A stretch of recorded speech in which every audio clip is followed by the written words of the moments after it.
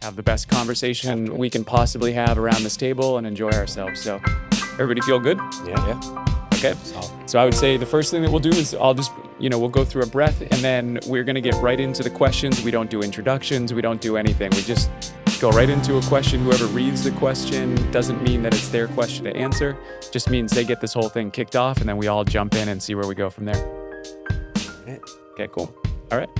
Count of 3, we'll take a deep breath, let it go, and then we'll get started. So 1, 2, 3.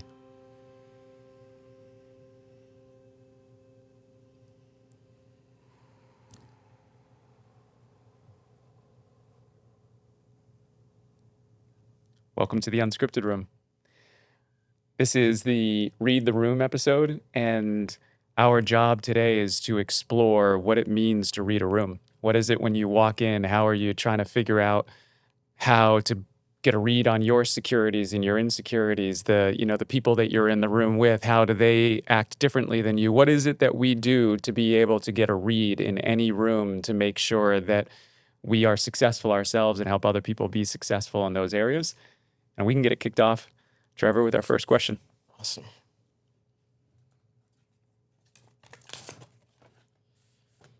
All right. Ooh. When was the last time someone surprised you? I had no idea what the question was going to be, obviously, but this is a good way to get into the conversation, I feel like. Ooh. Does anyone have something that jumps out to them right away? Oh, not right now. I feel like if somebody kicks it off, I feel like it's going to start flowing a little better, but... The thing that comes to me right now, and I can't think of any specific experience, like of someone surprising me, whether it's like a birthday party or anything like that, but it probably comes from some sort of judgment that I placed on someone before I even knew who they were. Like whether it's in like a big social setting or if it's in something as like small as this. You've got to have an example from what you did today, right? Because you went into a situation today that was... Yeah, I guess. I mean, if anything, I feel like I might have been on the surprising them in the space that I walked into. So yeah, bring us through that. Like, Okay. what's coming up for that side? Because when we say surprise, it's worth acknowledging that it's definitely not like I went to a birthday party and Yeah, somebody jumped surprise. out. You know what I mean? Like we're talking about when was the last time that you built an image of something in your head, and then all of a sudden you had the experience and you were like, oh shit, that is completely different than what I had built in my own narrative. And now I've got to recalibrate myself to the reality of what I'm experiencing in the moment. Because it's a huge part of figuring out how you can bring presence to whatever it is that you're doing. Very true. For context, I guess, I went to so there was a woman that just very serendipitously we ended up having on a podcast episode here. Oliver and I went to her space in downtown Newburyport, and we talked to her for so long. She has a studio called Color, Light, and Frequency. It's more like, I don't know, spiritually inclined, I guess you could say. And she invited me to an intuitive development and mediumship course because someone backed out. And so I went there. I was first the only man out of 9 people that were there, and probably younger by, I don't want to put an age on any of them. 80 but years? not 80 years. Not that much, just in case any of them are listening. But I was much younger and the only guy in there. And so I think walking into that space, oftentimes I think people associate like age with the wisdom that you have. So I hope in some way or another, maybe I surprised them a little bit with like the presence that I was able to bring. So I think it just comes back to like what we see about someone and the immediate profile that we put down, you know? I think it might be harder for older folk. Full disclosure, I'm 42 years young, come July 25th, so in a couple of days. Congratulations. Thank you much. And, as a psychology teacher, I often build on constructs, social constructs, creating constructs. And then we play this game where we assimilate. It's basically a filing cabinet where we assimilate or accommodate. And if we accommodate, we have to create a new filing cabinet to essentially file subcategories or alternatives, or we just bank it as more evidence to something that we had prior believed. As somebody, of my age, I don't consider myself old. I feel like my best years are ahead of me. Yeah. I feel very young in heart and body. But I do believe that, we lean on our experiences as we age, and we could fall prey to you get lazy, you get cognitively lazy. I know that I can walk into a room and see certain patterns and certain things pretty clearly and quickly, but that also lends itself to being wrong, right? Occasionally, and yeah, we're all humbled by that. I think it's fun. I think it's an exciting part of the growth process is being wrong. So how do you? So the way that you described that was fascinating, and I'm not even sure we shouldn't slow down and Sure. break into that a little bit more, because I think for people to hear what you just said would be really important to understand the way that the way that I interpret it is that you were describing the thoughts that you're having as being cataloged appropriately into places where you could then recall them to mean the right thing at the right time. Yeah, can you say that part? The really quick? assimilated Sorry. accommodation Yeah, part? okay. Yeah. I just want to make sure. So I got from the those words together. psych perspective, and we do this with children, this is not me. This is Piaget, cognitive development, human development. You have a child and you're reading a book and you see a picture of farm animals, and they are very easily able to shout it out at age 2.5 to 3. That's a cow, that's a pig, and then you see a book with their first moose, and proudly they declare cow.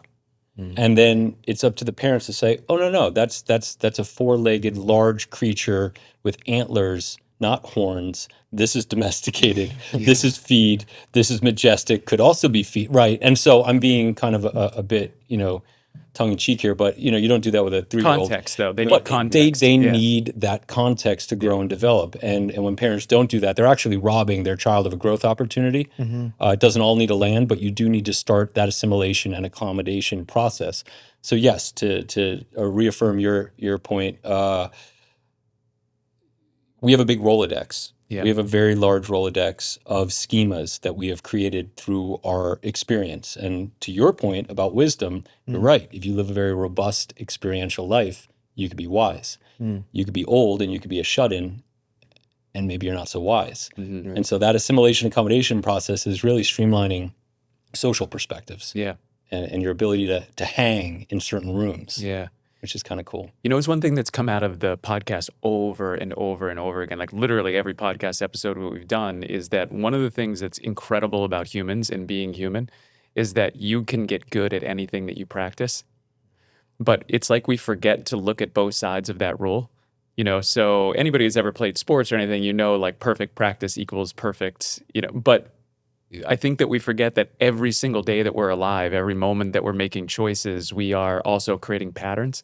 And so if you're making choices that are creating positive patterns, then you should expect positive consequences from that.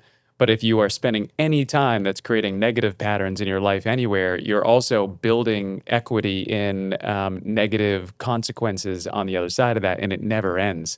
So to your point, should you take advice from somebody who's much older than you? If their time has been spent on positive actions and positive consequences, for sure, that wisdom in their life experience is going to be extremely valuable to any of us that haven't lived it yet. Sure. But if you get to somebody who has spent a lot more time investing their time in something that is creating negative consequences, that might be somebody who draws you into trying to make decisions that make you more like them. Which then, says okay, well, probably don't take advice from anybody who you don't admire their outcomes. Right? Oh, I never thought I'd quote Kanye. Kanye basically said, in one of his raps, I don't listen to any people that are, I'm paraphrasing, sorry, Kanye. Yeah. Less, be fine. yeah, I'm sure he will be, less successful than me. And the young man thinks that's a sexy quote. And me as a bit more seasoned, he's kind of a dum-dum. That's a dumb statement. You don't listen to anyone more successful. How do you define success? Blah, blah, blah, blah. Yeah. That's a silly statement for a man that at his age should know better, because he's bright. He's very bright. That's a silly statement. He's an interesting one, though, and I'm sure we could spend an entire podcast on. Yeah, Kanye. sorry to Kanye. No. I actually think that this topic is super interesting because I miss the old Kanye. Yeah. But he is clearly like, if you had to, first of all, he's clearly a genius, and if you listen to his older albums, like that is, he's a musical genius, and I that agree. is an absolute pleasure to be able to witness and listen to somebody who's got that level of creativity. But he also seems to be an extremely creative provocateur. And I can't figure out where his line is. I don't understand it. Like, obviously, the version of provocateur that he's become is way over the line for me, and I'm not enjoying that version of him. But I also can see that he might be like a madman in a mad world trying to make like some larger point. And it's, I don't want to, I don't want to become groupthink and Yeah. just forget the fact that this person is an extraordinary artist that we might want to like slow down and just try to observe more than we are placing judgment on, because there might be something wise In there. underneath some of that. I don't know. I'm trying to figure it out in real time. I think he is too, which is the problem. Maybe presence needs like Hang out in Montana, man. You got a lot of acreage. Just figure this stuff out before we hit the old keyboards, you know? yeah, he Yes. likes immediate. That would probably help a lot. Yeah. So how about for you? Have you had a moment where you made a judgment call on somebody and then came back to be like, oh man, I've got to check myself and figure out why I went there? Countless times. I feel like trying to just resonate with one is probably where I'm trying to draft up something. But I mean, if you don't mind, I kind of wanted to just pivot off of what he was saying earlier. 100%.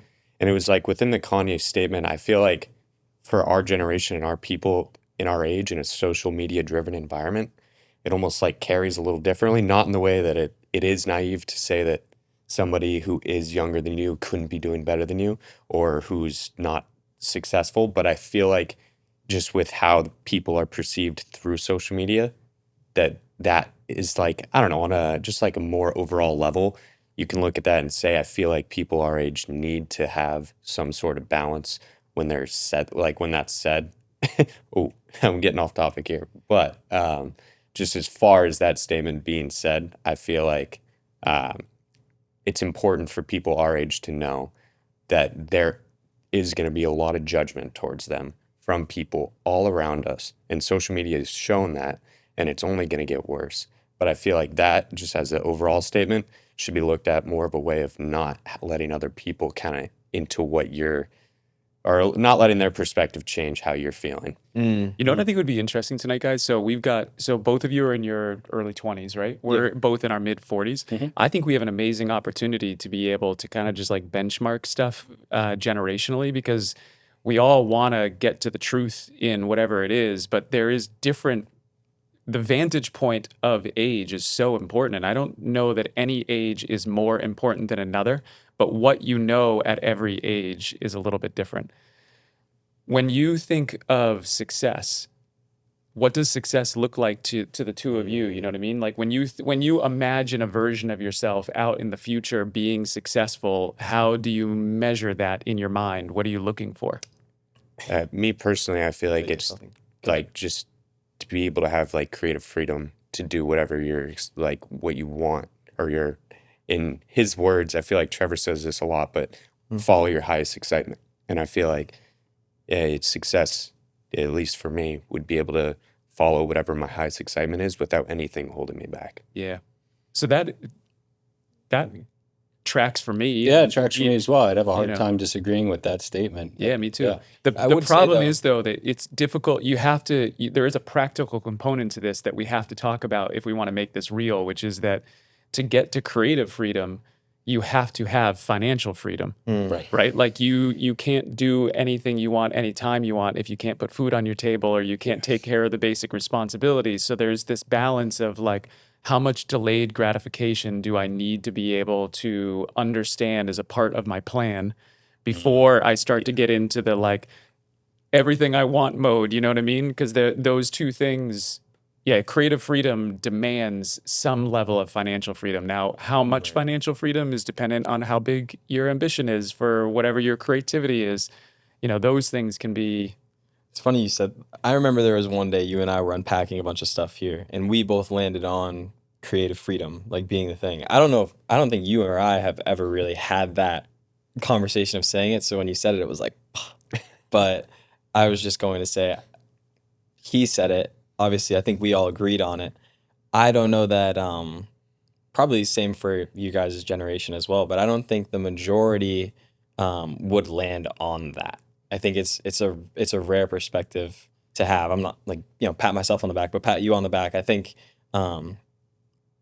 you and I have been able to have like conversations at depth that we're able to kind of see and want that for ourselves, but it's not like a commonplace.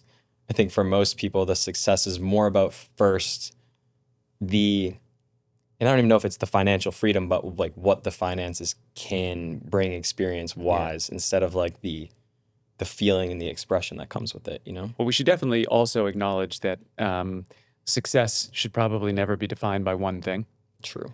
So creative freedom could be one component, but I think you just brought up another one, which I would love to, from your perspective, because in my mid 40s, I have found that the most valuable thing that you can build is authentic connection with people that you care about and that care about you. There just isn't anything that's going to have more value than that.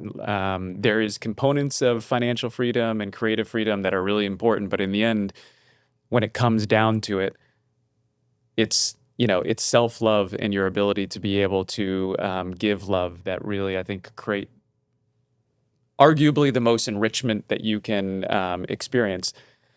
There's a Kanye quote. Am I coming to mind. just going to an album boy. of Kanye right now and Kanye. pulling out? I Wow, didn't even I'm realize sorry. I was doing That's that. Ghost Not my Town. intention. I forget exactly, But but it- it's something about laying down like God did on Sunday Oh, boy. in that song. And I'm like, that's, if I were to think about the success, that song popped right into mind, probably because we're talking about Kanye. But you guys have a friendship, right? That you've been able to get together, and I've had I have childhood friends who, if they called me right now and said that they needed something, the answer would be 100% yes. Unless it was impossible for me to do it, it would be 100% yes, no matter what they ask. But I also don't get to see those people very often, and I wouldn't say that our relationships have blossomed into depth because I had kids much earlier than they did, and they're in a different phase of their life, and you just end up going in different directions, right? But if you can find a friend who, when you get together with them, you can be real. There are not very many relationships in a lifetime. Even when you're midway through your life, you realize there's just not that many people that you bump into that you can be real with, because usually everybody puts a guard up. And the thing about being real is that it requires absolute vulnerability. So if you have a differentiation and vulnerability in a friendship, you end up finding that it becomes imbalanced and it kind of warps itself or goes in different directions. And that can be one thing in your 20s and a whole nother thing in our 40s to figure out how you do that. Yeah.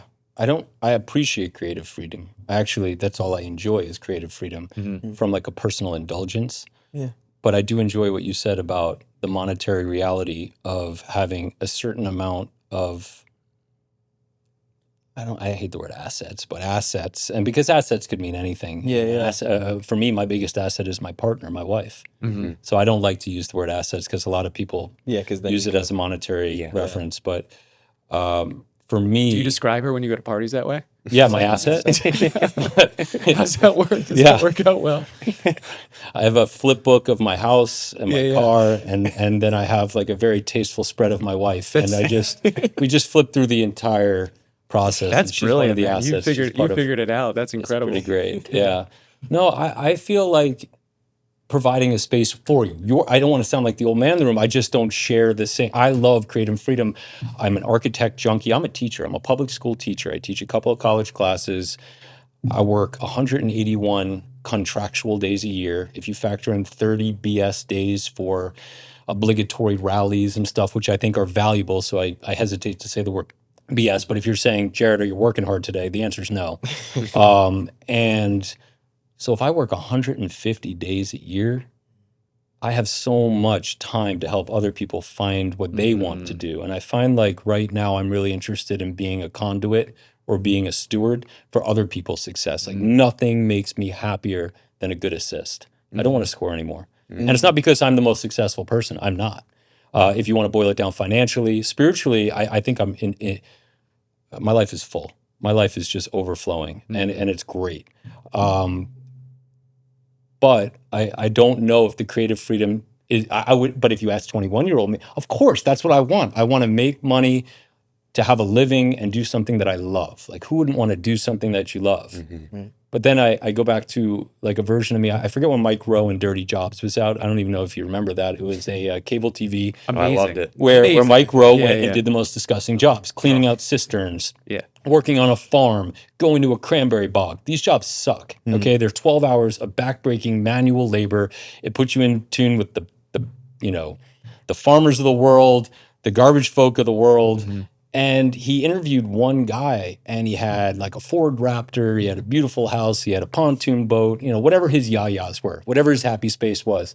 And he kind of just looked at Mike and he was like, he was putting a value judgment on the youth, which at that time was me, my generation. Yeah. And he said, these kids, they want to fucking be happy while they work.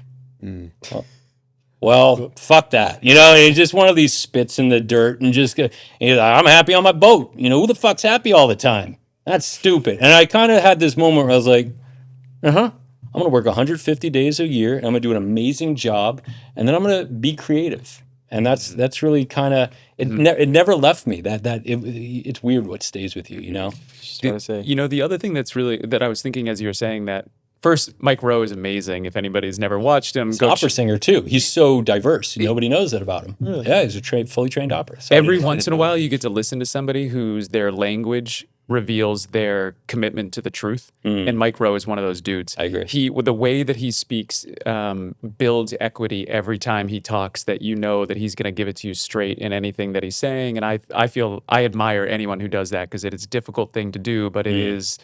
I think it's how you find the real ones out there is by listening for that. But what I was thinking as you were saying that is that the interesting thing about thinking about success is that it's almost 100% guaranteed that we don't all have to have the same answer. Because there's so much of it could be your nature, so much of it could be your nurture, some of the way that we define whatever that end is. But as long as at the end of the day, you're like, I'm glad to be in that seat. Sure. We're glad with who we are. But man, I've met some people who their definition of the way that they see themselves as being successful are so different than the way that I would find myself to be successful. But I have to admit that they seem like they feel like they're successful. So you know what I mean? Like you've got Gotta give them their props in a way. well, you just got to figure out like, okay, some things are more one size fits all. And then there are some things that are like one size fits one. And success might be one size fits one. I don't know. I don't know that for sure, but that is one of the things that makes me curious about this topic. Yeah, like being loved, right? That's a universal. Now, I don't care if you're a CEO in a Fortune 500 company. If you don't feel love, I'm richer than you. Always, always, always, always. And so if you embody that and you carry it with you, you stand tall in any room. I never slouch. Well, now I'm slouching because it's comfy, but generally speaking, I don't, I shy away from any room. I don't care how many zeros, how many commas, it does not matter. Everyone's vulnerable. What I do is, some people picture them on the toilet, like naked. I picture them taking a shit. I've never seen anyone take a rough shit pretty. And so I'll just take the biggest boss in the room and I'll just picture you pinching one out and I'll go, yeah, that's tough. And I've done it too, so we can meet there. And then that's it. It takes the air out of the room. Nobody looks particularly secure with their legs like kind of Yeah, slumped over. just sweating in an airport. That's what I see when I see the biggest dude in the room. Add a layer to that. They Wow. ran out of toilet paper. Yeah, that's right. You gotta ask someone else. They're having for a toilet moment paper. because we've all had moments. Your wife is your biggest asset, and imagining anybody that's intimidating you shitting on a toilet. in an airport helps. You have figured it. You've got some. I got some mechanisms. Yeah, that's an amazing one. My Yeah, God. take that one with me. I think. Yeah, gentlemen, write nice. that. Oliver, write that down for sure. I wrote it down.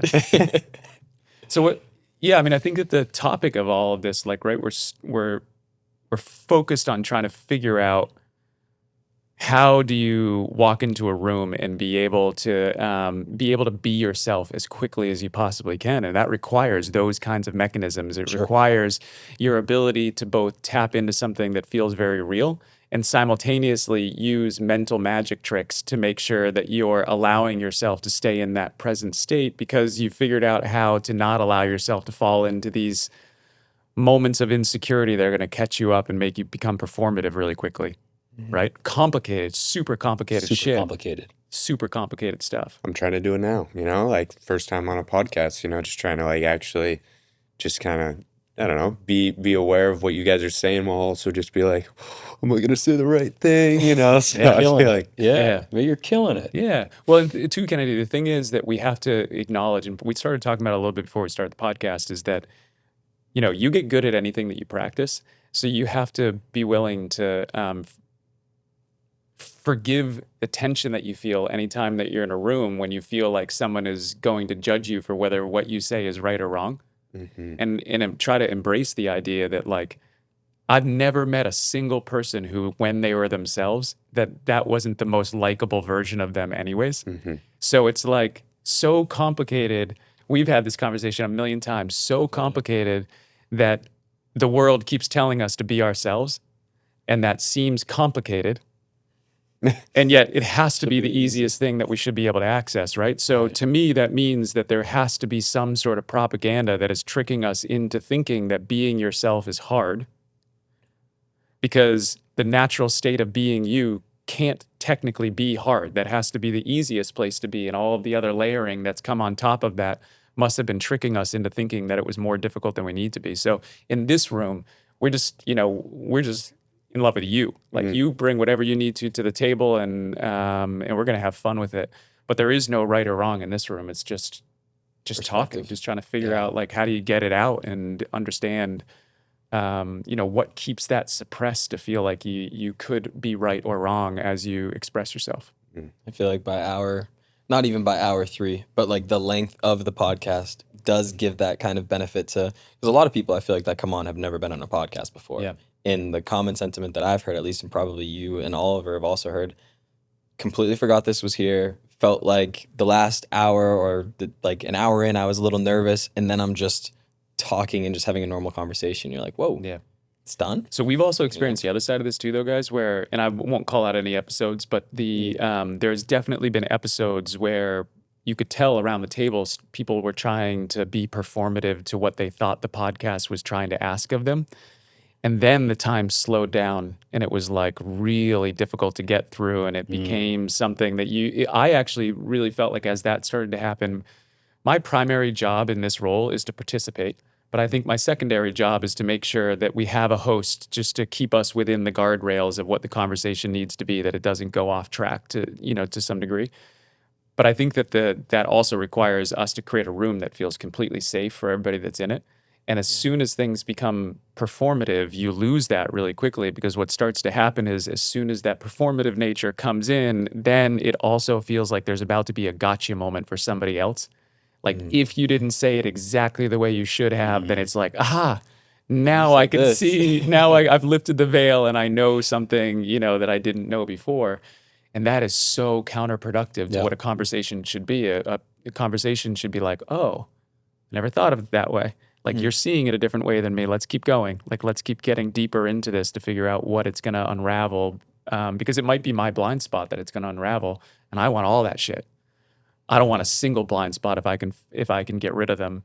And Kennedy, for example, you might say, like, oh, I've never been on a podcast. And in my mind, I'm looking at you and I'm saying, wow, 21-year-old Jared, he might have passed on this. Kennedy's pretty badass. Yeah, that's you know what I a great mean? way to think about it. And that's how I don't look at you in any other way other than taking all, and we talk about reading the room, right? So this kind of pulls it back there, is like context. Yeah. Yeah. You can only be yourself, your authentic self. You, for better or for worse, you're 21 years old. For better or for worse, that's just your reality. So you work within the confines of your reality, and you let the other folks in the room either be performative or be genuine or be authentic. But at the end of the day, you can really only be accountable for self. And that's how I view it when I'm reading a room.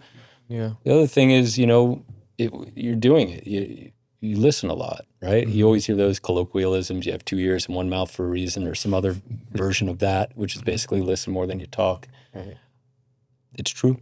It's true, right? Yeah. You can glean so much just by hanging, just by sitting there and hanging.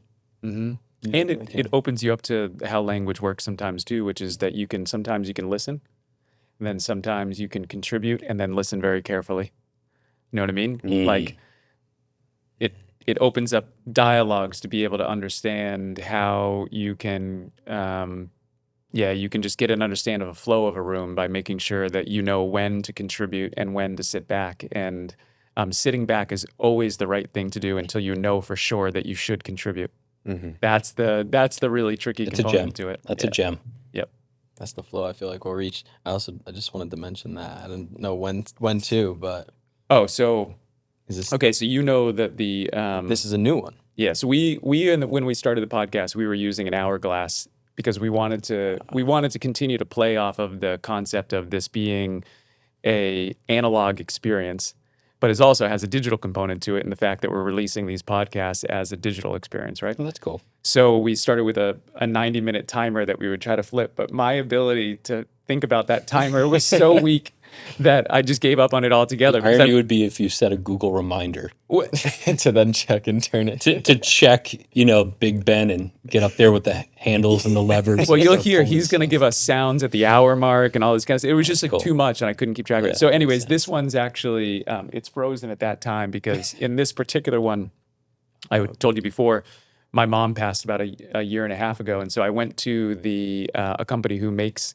the hourglasses, and I asked them if they could make me a custom one where I could actually put a little bit of ashes into it, so that That's cool. because the concept was that a lot of what inspired me to want to do this podcast was because I spent my whole life, sitting at the kitchen counter with my mom, and she'd be chopping up food, and she was probably one of the most curious people I've ever known. She's extraordinarily well read. She had opinions that I think were counterculture to what most people would have thought, and she was completely unafraid to be able to talk about anything that she wanted to. And so I just remember sitting at those counters feeling like I got a world-class education on what curiosity was from my mom. So always glad to have a representation of that, because one of the things that I hope that this podcast proves is that it's amazing to go out and get life experience and to build a resume for all the things that you can do, but you do not need to satisfy somebody else's resume to feel like you build some of the most important foundational building blocks to your own success, which I would argue curiosity is one of them. I think communication is another one of them. I think accountability is another one of them. I think trust is another one of them. Like you can go down the list of all the things that will actually make your life better, and they don't always show up on a resume as well as they do in a conversation like this, I agree. I mean, we've had countless conversations about curiosity, especially just kind of opening you up. I didn't realize that this one is frozen, but now it totally makes sense. I'm happy you got it though. Yeah. Because I know like the whole story of now trying to. I was so bummed when it get got that. frozen. I was like, Mom, what the heck? But It's symbolic, yeah. very valuable. I think I totally took us off the. No. Final There's question. It's unscripted. There's nothing. So when you're talking about reading the room, how much of it, when you were devising this question, were you planning on, or was it even a thought to really address like the nature nurture component of reading a room? Like, is that of interest to you, the biological component Oh, 100%. versus the cultural aspect Yeah, of it? 100%. I mean, the idea of the questions is so that we start with the most open-ended question that we possibly can. So that is how I design the questions, is try to think with this theme, what is the most open-ended question that I could use that allows the four of us to go in any fucking direction we want with no limitations to our conversation? But I actually believe that nurture versus nature could be at the center of every single episode we do Cool. throughout the entire season, because it's it's so. Actually, when we did I was gonna a say. series of podcasts to begin with that was like an about us, and we did a one-on-one interview between me and Trevor. That was the first. Like, yeah, that's crazy. And I tried to come up with a theme that I thought for each of those episodes that would most embody what I thought was exceptional about the people that are on our team that I got a chance to do that with. And his was nurture versus nature, because I played basketball with his dad. I've known him for years, and he's he is the most disciplined person that I know, and an exceptional human being. And I've also got to know his mom and feel the same way about her. And you just have a really extraordinary, I mean, you're his friend, right? You have a really tell me. extraordinary nurture and nature kind of story that gives you an aura about the way that that you move through things, that you have a smoothness to the way that you do it because of the combination of those two things, and I've come to admire it. It's been a cool experience. But nurture versus nature is, let's do it. let's jump into it. when how much of it, do you consciously take inventory when you're reading a room? How much of it is, I am this genetic creature that happens to have a higher EQ because maybe mom and dad had a high EQ or more social science oriented or passed on that genetic coding to you, or are you the product? Or obviously it's not an or, it's an and, but or how much of it is the product of your environment? I was raised on Long Island, on the North Shore, in Smithtown, to I would call it first generation new money family. My pops was not traditionally high school educated. He barely graduated high school. So did my mom.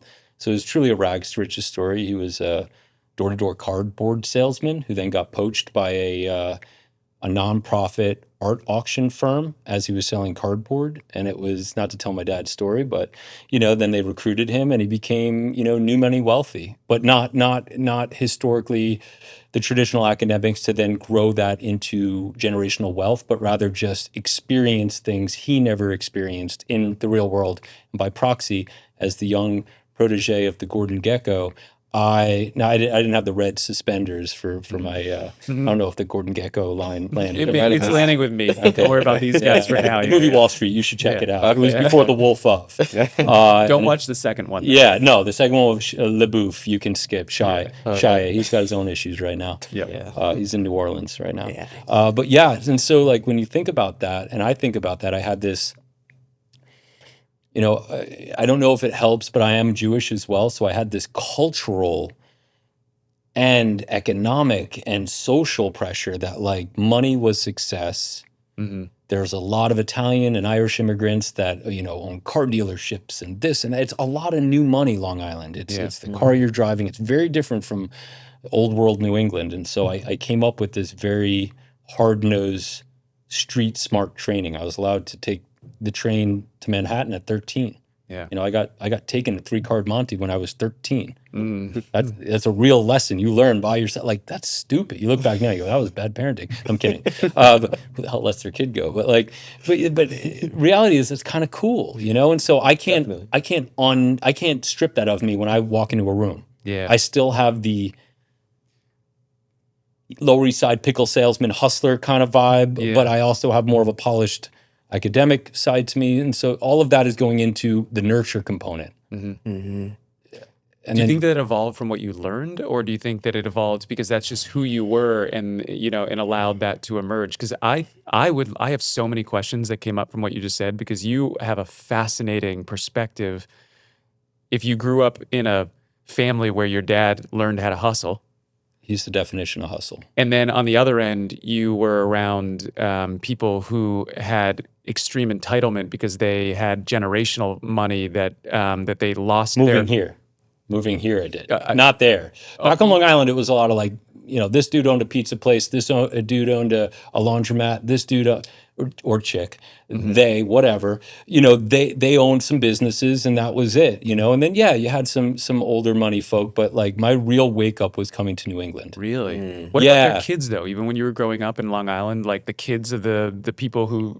Yeah, it's a newer money area. I mean, just based on immigration patterns, we're about a generation to 3 generations behind New England. That makes sense. And Actually, so you've got this Puritan sensibilities here where I would go and I'd watch a guy have, $5 million, drive a Subaru, but have 4 first edition books. Back at home, you'd have a Lambo. That's it. I don't see pretty cars up here. You go down to Long Island or Miami, and my parents moved to West Palm in Florida. It's like they found Long Island South. There's no drought of Bentleys. They went from Bentleys to Bentley South, and up here, it's generational. I mean, it's a different read. You want to talk about reading the room? I got a different education, which was awesome. So what's your observation on that? What did you take from all of that? Oh, boy. New money grinds harder. They're louder. They're more coarse. They're less polished. You want me to like boil it down to stereotypes, because I'm sure I'm going to get a lot of pushback. Like Long Islanders, unite, whatever. Yeah, we only have 11 listeners right now, so don't worry about it. Yeah, that's fine. Long Island, one of the 11. One of them, yeah. An Islander, whatever. And then the other one is a different level, and there's. I was almost put off by it at first when I came up here and was reading different rooms, because I felt like if you didn't physically hurt, like I used to drive with my dad to these auctions, and I got my formidable training, like being a manager for adults. Mm-hmm. Like I was 14 telling like highly uneducated people how to like stock paintings and where to put them. Yeah. And you have to deal with that whole stigma of like, why is this punk ass, Yeah. son whose dad, eventually he owned his own company. He did a ruthless takeover and wound up being the competitor of the guy who took him under his wing. Hmm. Yeah, there's the gecko. Yeah, really cool. But Sorry. I learned it all. I watched it all. I saw it all. I saw the good, the bad, the ugly, so that's weird. And then to come up here and Yeah. things are done slower. Yeah. I like it. I fell in love with this place though. When did you come out here? About 19, 20 years ago. I would consider myself a New Englander more than a Long Islander. So Mm. I know, to just context all of this, like we got introduced to you because you were my son's teacher and you were by far my son's favorite teacher, not even close. I mean, when he would come home and we would talk about school, he would make it very clear to me that he was functionally being successful in every other class, but his mind was being opened in yours. And that's the nicest compliment you could offer. So It- that's really cool. Well, you deserve it because it's the highest compliment that I want to give to somebody who's educating my kids. Because to me, when they come home to me, that is my job too, is to try to open their mind up as much as I possibly can. Not to make them think like me, but to make sure that I'm giving them the space to think like themselves and that we compare notes. That's cool. But the thing that he was, I think, was really excited about that you presented as an option of life was to both be grounded sort of in this intellectual space that he was meeting you at in school, but also understood that you had a whole bunch of businesses that you were running and that you were doing, on the side outside of that, and that you didn't have to pigeonhole yourself into like just being a teacher. You could be this for one part of the time that you have, and then you can be this for the other part of the time that you have. And my question in all of this is, after watching your dad go through everything that he did and watching, He was it still is, hard worker. Nobody works. He's a grinder. so what did you keep and what did you adapt as you started to do your own businesses? Like, what were the learning lessons that you were like, man, this thing that I saw him do is something that I'll be grateful that I have for the rest of my life, and this thing over here is something that like I see it, I appreciate it from him, but I'm going to do it differently because I can see that it gives me a better outcome. Hope you're listening, Dad. Wow. His work ethic is unrelenting. I mean, he would come home physically, mentally broken, but happy. And he taught me that hard work can be really fulfilling just for the sake of the hard work. Yeah. Good hard work is good. Mm-hmm. We don't sweat enough. We don't hurt enough. We don't labor enough. A lot of, and this isn't like, oh, the new generation. I blame our generation for everything that your generation is going through. I never agree. put anything on you. I agree. And so when I say your generation, what I'm really doing is putting a judgment claim on my generation. So when your generation doesn't have the space to be creative without being captured on a phone, that's our fault. Because we could have put in regulatory bodies to give you that freedom, but we didn't. Mm-hmm. So I'm diverging from the question, No, but you're like I'm bringing- trying yeah. to bring it back to my pops. He was a hard worker and relentless, and he was super driven. And things that maybe I won't take is he'll always say to me like, well, we could repair that, and that's where my, I studied economics in college and psychology, and I have to, I can tell him the theory of trade-off and opportunity cost, and that it is financially a poor choice for me to fix the doorknob because I am worth more than that hour, and I am going to stimulate the economy, and I'm going to hire a buddy, and I'm going to keep them fed, and I'm going to do what I do great. And the best anecdote of that is my wife helped me shovel wood chips in one of our dog yards. She strained her arm, and I said, sweetie, please do not do this with me. And she's like, I'm putting on my Carhartts. I'm not a blank. I can get dirty with you. And I was like, it's not the point, but okay, let's go ahead. I love our bonding time. End of the day, she's like, I feel something in my wrist. She took 2 weeks off from doing surgeries. Cost us like $50,000. So that's cool. That's cool that she shoveled wood chips with me. But That was a very expensive moment. but that is why she's the number one asset. She is the number one asset for a variety of reasons. Yeah. But financially, yes. Yeah. And also just, and it's crazy though. Well, I meant that she'll get out there and shovel. Oh, with she you. will, and that's what I Yeah. love about her. But I just, so to the point, bringing it to my dad. Well, why don't you do this? And I was like, because there's a difference between doing it because you have to and doing it because you love it. I work on a wood because I shoot trap. I shoot like clay pigeons. I shoot shotguns, and I was finishing a wood stock, and I love doing that. I just put 40 man hours into sanding and staining and wet sanding. And he was like, "Why don't you help me, frame the deck?" I was like, "Because I don't have to anymore. Yeah. Because I did frame decks." Yeah. Because I don't have to. And it's not because I'm lazy. Yeah. It's because I don't have to. And that's why I don't have a broken back and a bad hip and bad knees. And I mean, the dude's broken because he did it the hard way all the time. Well, one thing I would love to hear from the two of you Yeah, too. please. And like, Sorry, I'm well, no, feeling not in that way, but I just mean Yeah. like for all of us, because I also observe my dad in the same way. Like I think our dads might have been of a generation where it was like, I don't remember seeing my dad be lazy. I know that he was occasionally. Like I know that I have memories of him occasionally being on a couch or like watching a football game or something like that. But if, for the most part, like if he was just doing stuff all the time, right? But now I watch him in his 70s in a different phase of his life, and I keep trying to remind him, like, hey, you got to let go of some of the things that you thought were necessary before because it's not necessary for you anymore. Now you're in a different part of your life, and you got to figure out how to change that emotional scope of what you think is is your primary.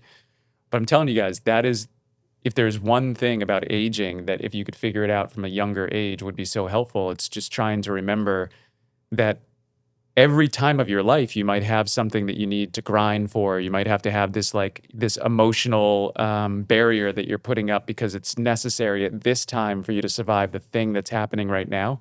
But the second you're no longer in a situation where it's necessary, you have to reevaluate all over again and be like, okay, what do I let go of? What do I pick up? What do I let go of? What do I pick up?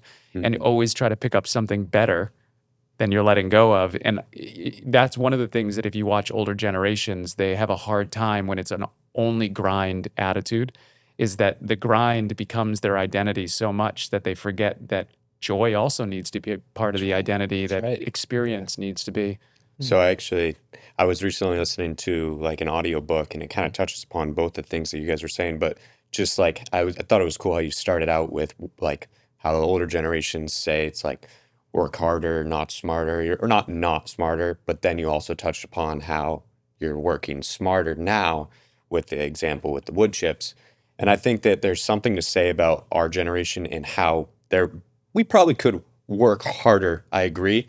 But I think as far as just with like outside stimulation and emotional regulation, I think like having the right balance between that and working smarter kind of, at least for me right now, I feel like working smarter has helped me in a way of not being able to spill my cup too much for like wanting to do things that are not wanting to do things. And I just feel like I don't know. I just thought it was cool that you're able to balance that though with how you have to work hard as well. But also there are areas of your life and certain parts where you are going to have to like kind of choose. And you also touched upon that as well. What feels smarter to you? Like when you're trying to figure out how to be smarter in the way that you're working, what are the things that you're picking up that are ended up, helpful to you? I think for me, it's just like where you're dividing your time or what you're dividing your time to. I feel like now it's a lot of like, it's just emotional drain, I feel like is something that is just, I don't know, it's just increasing every day with more and more stimulants and just outside interactions. And I feel like for me, it's like what's going to allow me to be the most productive, but also what's going to allow me to reserve as much of that emotional like cup so that when I am done with work, I'm not drained and I can actually, enjoy the moments at home with my family and stuff like that. We can go into all of this, and I'm happy to share as much as I possibly can. But I honestly think one of the things that gave me some of my reserve back at the highest level was stop watching the news. And I stopped watching the news maybe 3 years before COVID. So now it's like, I don't watch the news either at all. Me either. I actually I can't avoid some things. They ping and things ping, but I don't watch the news. I even had to dial back on watching television at all. And it's not like if it was on in a room that I'd be like, oh, Yeah. but I just like, I try to avoid it because even the commercials that come on, I find myself feeling insulted on behalf of the people who have to watch these commercials all the time because it feels like they are dumbing down the message to who they're trying to sell it to convince them that they're a dope. It just feels like a bunch of pushers. It feels Here's like Doritos, here's Wegovy, here's Doritos, here's Right. Wegovy, here's Doritos. Right. I'm done. I want off of it. and the way that they try to like portray who would eat Doritos is like, it's just like right. I don't know. I haven't met that person yet. You know what I mean? So I they're don't think marketing. anyone drinks Mick Ultra, but you should see the people in those commercials. They're always jogging. I've never jogged and had a beer ever. I don't know where they're getting these ideas from, but they are for our generation, it's going to be slightly different than yours. And you said something earlier that I feel like is extremely important, which is that you and I are of a generation where we had an analog childhood and we're having a digital adulting, right? But the two of you grew up in a generation where you basically were born into a digital experience and you're now having to figure out how maybe you find analog. And I think that is 100% our generation's responsibility to solve this problem. 100%. And if we don't do it right now, we're going to have a major issue because you guys are saturated with so much infiltration of your attention being pulled from you all the time. I don't know how you even figure it out when you didn't have the ability to go out in the woods when you were a kid and play manhunt or do whatever it was that you were doing. You know what I mean? That cusp, like the slightest way, I think. I mean, I got my first phone when I was maybe 7th grade. But then younger cousins, it was like, okay, you're getting an iPad at whatever age. Right. And so even as an older cousin, I was like, when I have kids, I can't do that. I can't do that. I think we're like we're at the perfect spot for to know analog, agree to with want to go that. back to it. Yes, You know what I mean? yes. To at least have experience. Romanticizing playground. it. The cool thing is, I hope your generation finds vinyl records as interesting as my generation finds it. I I feel like that's it. That pushback is us trying to go Someone analog. said something about vinyl records now, like having a little bit of a surge. Oh, huge. Because, It's because people want to hold and touch and feel real Yeah. things. My fear for you folks is because of the microscope, you weren't allowed to play. And I mean play as a kid, but I also mean play as a teenager and make mistakes. Say something heinous. Say something that your friends are disgusted by and they say, we don't like you, but it's not recorded. Sure. It's not recorded. It's not monetized. It's not part of the ecosystem. It's a moment that you regret. Yeah. And then you apologize and you let it go. And you were never afforded the honest space. And maybe, and I don't mean That's a you really you big weren't thing I feel allowed like we to can talk mess about. up. You just And put your finger on something amazing right now of what these guys are actually dealing with. Yeah. a lot of anxiety with Everybody's that. biting their tongue now, and I never even thought about it in that sense. Of, Like, cancel culture. Do you know that Yeah. pre-9/11 terrorism wasn't even a word to us? It was Timothy McVeigh, maybe? Domestic terrorism? What Yeah. foreign terrorism didn't even exist to us outside of Pearl Harbor. Yeah. Like, Well, and these all- words are like now have so much meaning. Like cancel culture to you is like exactly. terrorism to us. It's like Patriot Act, restrict your rights. These guys can't do anything. These are big landmark moments that shape you irreversibly Yeah. in perpetuity. Well, I also want to give a quick dose of optimism in all of this, Yeah, which yeah. is No, which is that I think that we might also be at the cusp of this all getting dramatically better for all of our generations. Because the thing that never existed before, if you go back through all of human history, the one thing that has been extremely steady is that authority was the mechanism. And the primary mechanism of authority is information. It's like, if I have information that you don't have, then I have the ability to be able to control you in some way. Now, there's literally a million versions of that scenario. But the scenario is always the same. It's if I know something that you don't know, I can control the narrative. I can control the room. This is also how car sales works. AI is the printing press. This is also how car sales works. The only reason why they're able to sell cars for various different prices instead of just having one locked in price is because they know what their scope of price is and you don't. So it makes you go in at a psychological disadvantage to the person who's selling. Now, unfortunately, what you find over time is that it's an extremely unsophisticated way to sell anything, and you're much better off building trust and building a long-term relationship. So this whole negotiation thing is bullshit anyways. But the point being that we've got to start to figure out how AI does become the leveling field of this, because they made a mistake.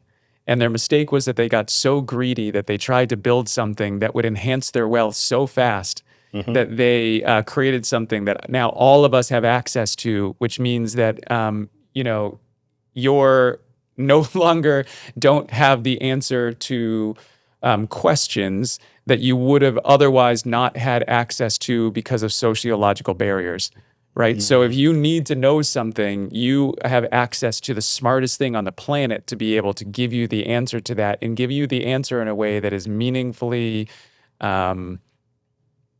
contextually important to the outcome that you're trying to achieve. This is the greatest moment in human history for us to have equality. We're in a renaissance. For intellectuals. Intellectuals use AI. AI uses the populace class. So I want to touch upon that. So I took a class in college where it was just kind of teaching us how to implement AI, and the teacher like talked about how AI should be used as a jetpack. It should not be a replacement. It's supposed to help you. And that what you were saying as well, it's a double-edged sword. I feel like you can look at people who are using it to help them in what they're doing and get to conclusions faster, but there are also people who are replacing critical thinking with it. And that's where I feel like there should be some sort of regulation with maybe age. I don't know how that would work because I feel like that's not the right thing. But I feel like it shouldn't, like, they're like, I don't know, like something's wrong with your car, or like you're trying to think of something and you just go straight to AI instead of going through this like critical thinking process that like people don't have to do now, that you guys, I mean, you guys know more than us. Like, we still had the internet when we were growing up. So like you guys know better than anyone that like nowadays you have the access to anything in the palm of your hand. But the truth is that you only have that access in our generation if your dad taught you, or your mom taught you, or you had somebody who was giving you that, like the moment like you described teaching a child where they run up against something where they've made a mistake, and then you have an adult that comes in and gently course corrects them back to an understanding that gives them the context to be able to mature and allow their brain to to be able to comprehend that in their own way. Of course, yeah. But what I am always concerned about is that, like, what I feel like is the primary focus of what we as human beings should be trying to do is to reach an equality of opportunity. I don't think an equality of outcome is possible, and I actually think that that's how they keep us fighting with each other. But if we were to focus on an equality of opportunity, then we have to say, well, not every household is going to have two parents in it that have the ability to be able to teach everybody everything. But man, if we could have a technology that did allow us to level the playing field so that everybody had something that could teach that the right way. Like, my dad was pretty good at teaching me how to work on cars and do some of that stuff. And I was very grateful that I inherited some of those skills, although I'm not very good at any of them.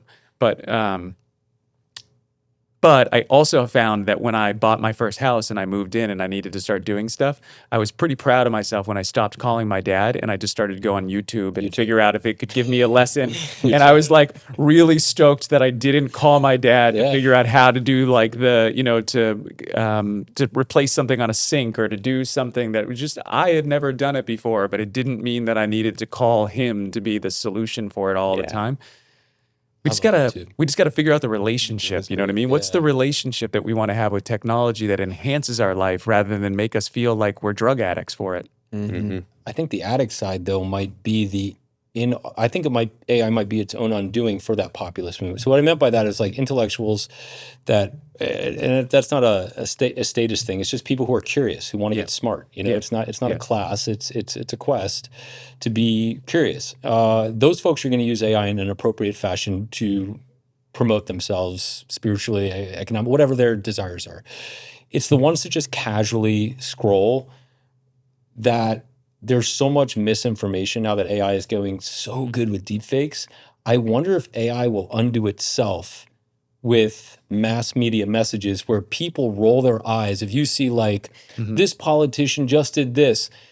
5 years ago, it carried a lot of weight. 3 years ago, it gets an hour. Now people are like, it's probably fake, and keep moving on. And so if AI almost created a where they undermined themselves, where people, if you roll your eyes at the junk food AI, Yeah. and can harness the good AI, Yeah. which is what I think we're talking about. That could be a double win there. Listen, I'll agree with I don't know if you guys, is anybody ever had a relationship with somebody who over a long period of time, you understood that they were lying to you? that. Like you figured out over a long period of time that that person had a series of lies that they had been carrying over a long period of time. The end of that ends in betrayal almost always, and it's a very, very painful process to go through. But when you go back and you do deep reflection on all of the times where your intuition was screaming at you of all the things that just didn't align correctly along the way, that same thing is going to happen in the real world, right, guys? Like if AI and bad actors continue to lie to everybody, intuition is real. Yep. Yeah. Everybody has it. Everybody has it. So eventually, the world is going to turn on the creators of the illusion if they continue to lie. But that's also why right now might be the comeback of truth It's too. that pendulum swing that we've been I'm talking hoping about. that's the optimism that we were balance. just Yeah. right. That pendulum. I always talk to Exactly. my students about the pendulum. It's swinging. And I think next week I'm gonna be on that episode about like the honesty one, about it's more like a social media focus, like the noise between us. But Yeah. the AI piece that you just kind of mentioned, I think will have that great effect where people are now seeing things and immediately they're going to have that pull, like that's not authentic. I need to find something that feels aligned one way or another. And that's just another bonus that I think is coming with it. And just the freedom of time that I think you mentioned earlier, just like where do you pour your cup into? If you're using it, if you're intellectually sound in the way that you're using AI, you're not letting it use you. You're not letting it just like kind of drain you. You're like, oh, what should I have for dinner tonight? Or like, what's the weather tomorrow? Like, are we really doing that? Or are we gonna try to find a way to maximize our productivity or something like that, you know? I was doing a training session with Y this morning, and you have to go through like a series of conversations, and you have to rewrite prompts to kind of figure out like where is it not functioning the way that you want it to, and continue to do pretty much what you described with a child. Of course, you see it's going off, you get a course correct. But the interesting thing that came out, because I'm always working between an AI and then figuring out how I bring it into our AI, that this combination of the two, was that in particular, ChatGPT basically divulged to me that it doesn't have the capability of being able to admit that nothing is an absolute. So, like, if you were to say the example that we were using this morning was like, I was asking questions about the Roman Empire, and then it would come back and it would give me information, and I would say, okay, I understand that this is the best information that we have, but is there conflicting information to this information? Is there multiple perspectives on this information? And it would come back and say, oh yeah, there's multiple perspectives on this information. I'd say, okay, so why are you choosing the perspective that you just gave me as an absolute if there's multiple perspectives that you can find that would tell me that there's multiple different things that I need to consider as variations of the truth? And then it would come back and it'd be like, I don't know. It's a great answer, though. Very interesting. It's probably the only that's the true answer. Yep. And I will say this about at least ChatGPT is that in the past, because I've worked with it every single day for years, in the past, it wouldn't have said that. In the past, it would have, I think what they were calling hallucinate.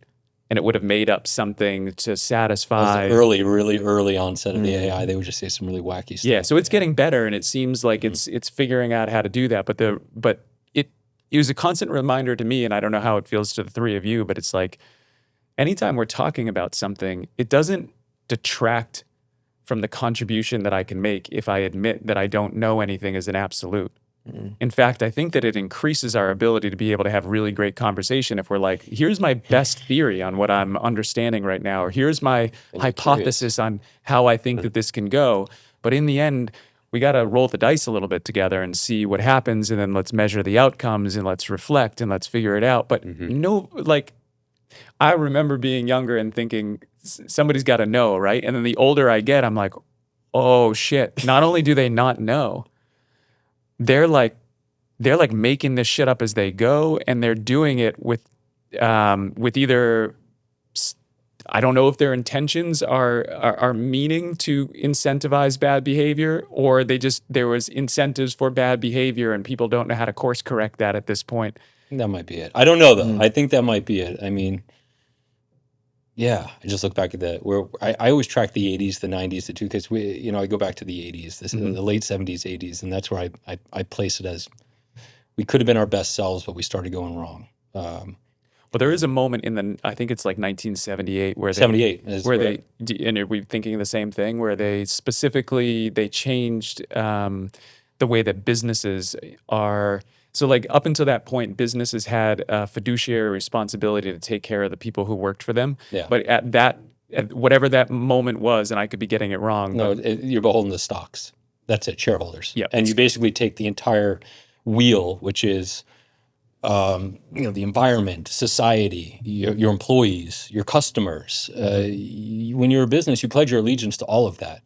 But I think it's Feldman. It was the writer in the New York op-ed that said, greed is good. That's where that that's where Gordon Gekko got it. Gordon Gekko got it from. He got it from that op-ed in the New York Times. It was just basically like, we all need to be beholden to share price.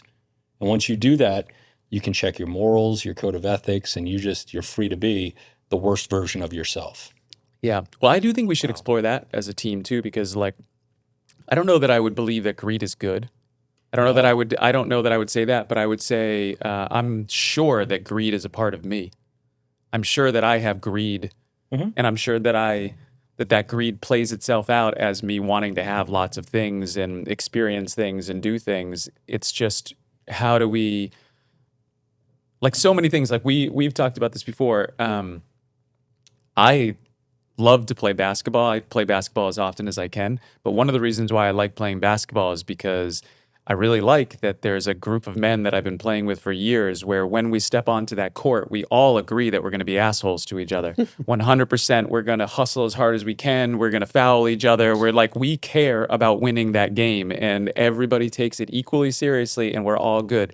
But the second that you walk off that court, none of that exists. We go right back to being the men that we want to be, the kind of people who we want to bring back to our families. But I need an outlet where I can go and try to steal somebody's soul. You know what I mean? I need an outlet where I am competitive, because that is a part of who I am. And if I don't do that, I find it starts to creep into places where I don't want it to exist. I think that's what it is right there. Like naming it and then finding places to allow it to express itself freely or safely. Because I think that exists, the greed exists there for everybody, if we're talking like a balanced perspective. Yeah. And if you just completely ignore it, resist it, don't do basketball or whatever it is for you, then it's just going to leak. And we've talked about that a ton. You know what I mean? It's just going to leak to other places. And so what are the things? What are the things for you that you feel like are these? You try to resist these things that come up for you, but it's really about just trying to figure out how to compartmentalize it into a part of your life that allows you to be able to admire yourself for the container that you give it. I mean, so many things. The first thing that just kind of came to mind is, from my perspective, I'm thinking 7 deadly sins and 7 heavenly virtues, and then just looking at both of them and being like, all right. And then you want to go 7 chakras, like finding a balancing point. And I think of like sloth.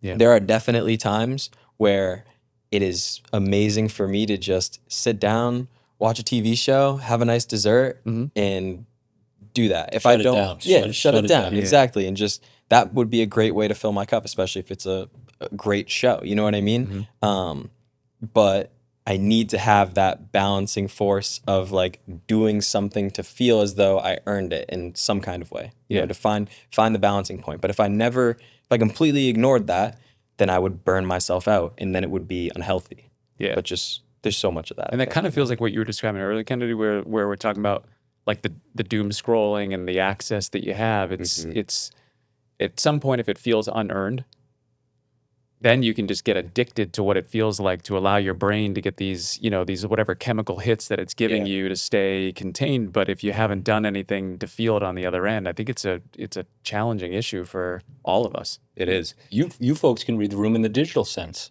I read the room here. I'm learned. I'm practiced.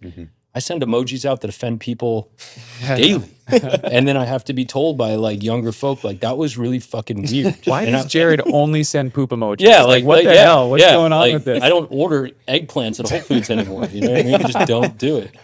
Like he only imagines people with eggplants Yeah. and shit emojis Yeah, when like- he's nervous. But So like he's maybe just, you know how to negotiate the new room. I don't, or I know we don't want that to be the only room. No, I think it is but it a has room, become- so we've got to yeah. figure out I'm blind how to that room, yeah. or I'm getting better, but I'm not as good as some of you folks are at just articulating your point concisely without offending. Yeah. When I text, I don't get the same subtext cues when I read a room in person, which is my superhero power.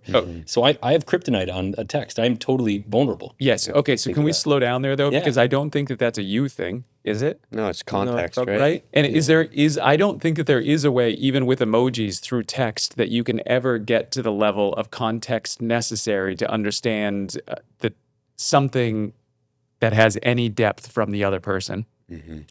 You might be able to do it if you are in love with the person on the other end, because you already have a shorthand with their intentions that everything is either funny or light or serious. Like, you know when it's hitting those marks. That's tone. But if you're trying to do that with somebody that you don't know well, the level of danger that goes into using a text message. Yeah. But from what I can tell, younger generations, that's pretty much the primary mode of communication is text. I think it's funny because I actually I believe this was less than 24 hours ago. I was looking at my phone at a text from my girlfriend, and I answered it, but before I sent the message, I was like, she's not going to perceive this how I'm texting this. I was like, I honestly have to, I literally, this is not the right way, but I looked at it, I was like, if this were a game and what were the right answer for them to understand how I'm trying to actually communicate, then I like drafted a whole different text, and I was like,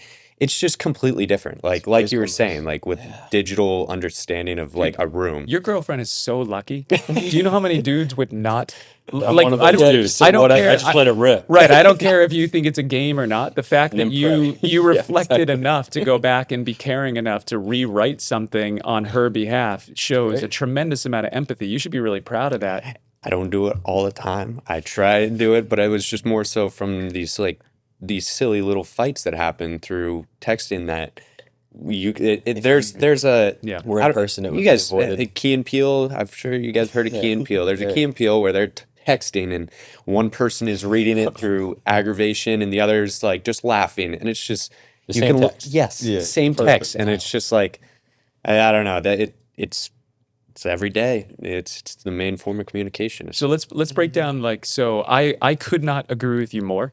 I don't even like going to large parties. I have a hard time going to concerts because it feels like it numbs my ability to be able to read the room. You know what I mean? Like, so much of what I'm trying to pick up on people is trying to read intimacy in some way, trying to figure out what's going on in their face, what's the tone of their voice, what are the things that I can get the subtext to how that person is feeling at any given time. Because I think that I try to relate to people through feelings. You know, I understand what it is to feel. I have all the feelings that I need to. So if I could try to understand how that computes for me, it gives me a really good chance to be able to understand what you might be feeling at any moment if I can read. But we've got to look at the difference between how much we can read each other in this room right now versus if we just decided to leave the room and start texting each other. Like, imagine if we did the rest of this podcast through text. It might be really funny because we might send some really good ones or find a rhythm with each other, but the chances that we could start offending each other as soon as we can't see one another, holy shit, does that go you know, through the one roof. of the things about text that always gets me is like if you say something, like if I say something right now, it's a little different because I'm not actually in the room there with you guys, but We feel that, Oz. You get that sense. but like when you're with someone and you say something and you realize like, oh shit, I just said something kind of that was low-key weird as fuck, or like it just didn't come across the way that you were meaning for it to come across. You know, someone looks at you for a sec, they give you kind of a weird look, and then you're like, okay, wait. No. And you have as many chances and as much time as you need to be able to actually communicate what it was correctly.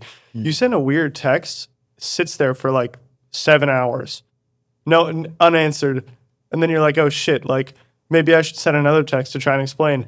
And then it's like, now there's this weird thing. Like, if you were to look at the amount of text that people go back and forth when they're actually communicating in person, it's a massive amount of text. Like, if you were writing down everything that I'm saying right now, you'd probably be at the longest text that you'd be comfortable sending to anyone, right? Because there's this weird stigma about the length of a text, or if you send too many texts, it's like, oh, what is this? You know, it's like, it's very, very interesting, and I think it's really interesting because in the texting world, it's worth the time to go back and rewrite things and try and make sure that it lands correctly, because there's often less chances to actually communicate, and yet I feel like people don't do that very much. It's such a So what should we be using text for? Voice memos. You gotta send voice memos. Oh, that's He's been actually not a doing bad that. idea.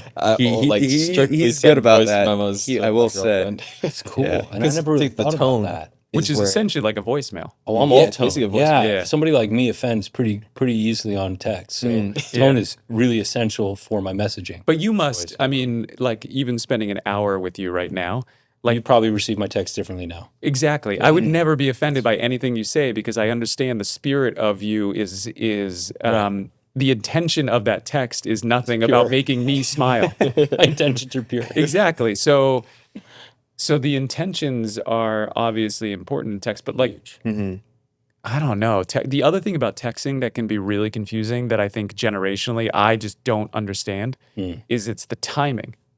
Yeah. You know, like in a gonna say what normal Oliver said. conversation, we understand how we pass back and forth and how we move that. In a text message, I've had text messages with people who I was trying to get to know, and it's like I text them, and then I can wait a day for them to text back, and I'm like, I don't think I'm being weird here. I think you're being weird. I think that there's some sort of unspoken rule that you're trying to get some sort of This feels very high It's school. like social capital. Yeah. that's exactly what it feels really, like. It really does feel It like feels more like of a a game. business transaction and less Yeah. authentic. Yeah. It feels like a game. Yeah. There is an inauthenticity to that. Because if you don't want to text me, no problem. Don't text me. Like Right. But doing it 24 hours later is basically saying you matter this much. You matter 24 hours later much. Yes. And you know what I've learned But the from thought to put that out there, sorry to Yeah, no, cut you, go on. is like, I mean, I think like in high school, we were all having those questions of like, oh, she just snapped me back. Like, do I send a message now or do I wait? Oh, I got to wait this long to let her know that I'm not like super gung ho, or like I got options, or all of these things. And on the other side, they're just like, okay, they're not as interested as I thought it was. And now you Would just you have have a bunch of preferred different. if I was always the type if to somebody just do handed it. you a piece of paper that said, "Do you like Susie?" Check yes or check no, and then it gets passed through 4 kids who all open the message up and read it and are like, "Oh shit, this is happening!" And by the time it gets to you, you're like, "Fuck." Now everybody's looking at me for the answer. Yeah, or a teacher grabs it and then it becomes a class project and it's scary. Okay, so what is it like in a classroom now? Like what's different from what it was like when you were in a classroom? Because that is exactly how I remember. The two things that I remember from growing up at that time were that there were notes passed exactly the way you described, and the other thing that I remember was that it was the dawn of AOL chat. So in the same way, the Chat text rooms at night. messages is that I would run home at night and I'd be like, oh, I don't know if I had the courage to flirt with her in school, but here. I'm gonna shoot my shot. Here, I'm going to shoot my shot and I'm going to see how it goes. And if it goes well, then I'll shoot my shot again when I get to school. You'll be happy to know I don't know the dating procedures of high schoolers. It's not really like it's just not interesting. But to you me. must perceive the patterns of what's happening in front of you. Yeah, I mean, a lot of them are more mature about dating. Like they'll be in the same class and they'll be dating, and I'll find out halfway through the year. Yeah. Which is really neat. Like that's very mature. Not a lot of PDA. That could be like, I don't know, maybe like a bigger reason why our population is dropping. I don't know. That's, Like, I agree, you know, if you ever smooch, just don't do it outside my classroom. But it's I feel like social media plays. Sorry to interrupt. yeah, no. But like I just like I don't look know at anything how I look at how we're like we grow up with it and like the ideas of how people are looking at you. I feel like and this is a biased opinion, of course, but like I feel like PDA should be more. I don't know, more expressed because it's love. At the end of the day, I feel like if human connection is what we're on Earth for, and I feel like if you're not doing that and you're here for monetary values or monetary things, then it's just not really. I mean, you can have that. I'm not going to stop you from doing that, but if you can't express love, I feel like, especially for your significant other, then social just media don't made get it it. cringe. Okay, so I've got a nurture Yeah, and nature made it question very for you cringe. now. Do your parents, are they good at public displays of affection to the point where when you're around them, it's like undeniable that these people are in love with each other? 100%. That is Yeah. the best teaching that you Yes. could get. Like, you're so lucky that your parents gave that to you. That is an amazing gift that I your like get parents gave. goosebumps, but I am blessed. And like, ironically, I was looking at a video of my parents did their 25th vows renewal. Mhm. And my brother starts off the video with that exact thing, just saying how blessed he was to be able to see them and how they treat each other and express like their love towards each other, because it allowed me, at least when I hope it allowed me, but in my relationships to be able to express that the same way. Yeah. Whether that's for friends, family, whatever it is. I feel like just being able to be comfortable with love is just a completely different thing in itself. But it should be more talked about, should be more taught, Thank you for talking about it and expressing, describing what excellence looks like, because I think that a lot of people don't understand that. I've even found in my adult life, because I had amazing parents, but there was not a ton of displays of affection between the two of them. And then when I found myself in committed relationships later on in my life, I found myself to be a willing learner, but as if I was learning a language that I had never understood. You know what I mean? That I had like just moved to a country and everybody was speaking that language. And I was like, I'm committed. I'm going to figure out how to speak this language, but I don't understand a fucking word you're saying right now. So I'm going to have to really dig in and figure this out.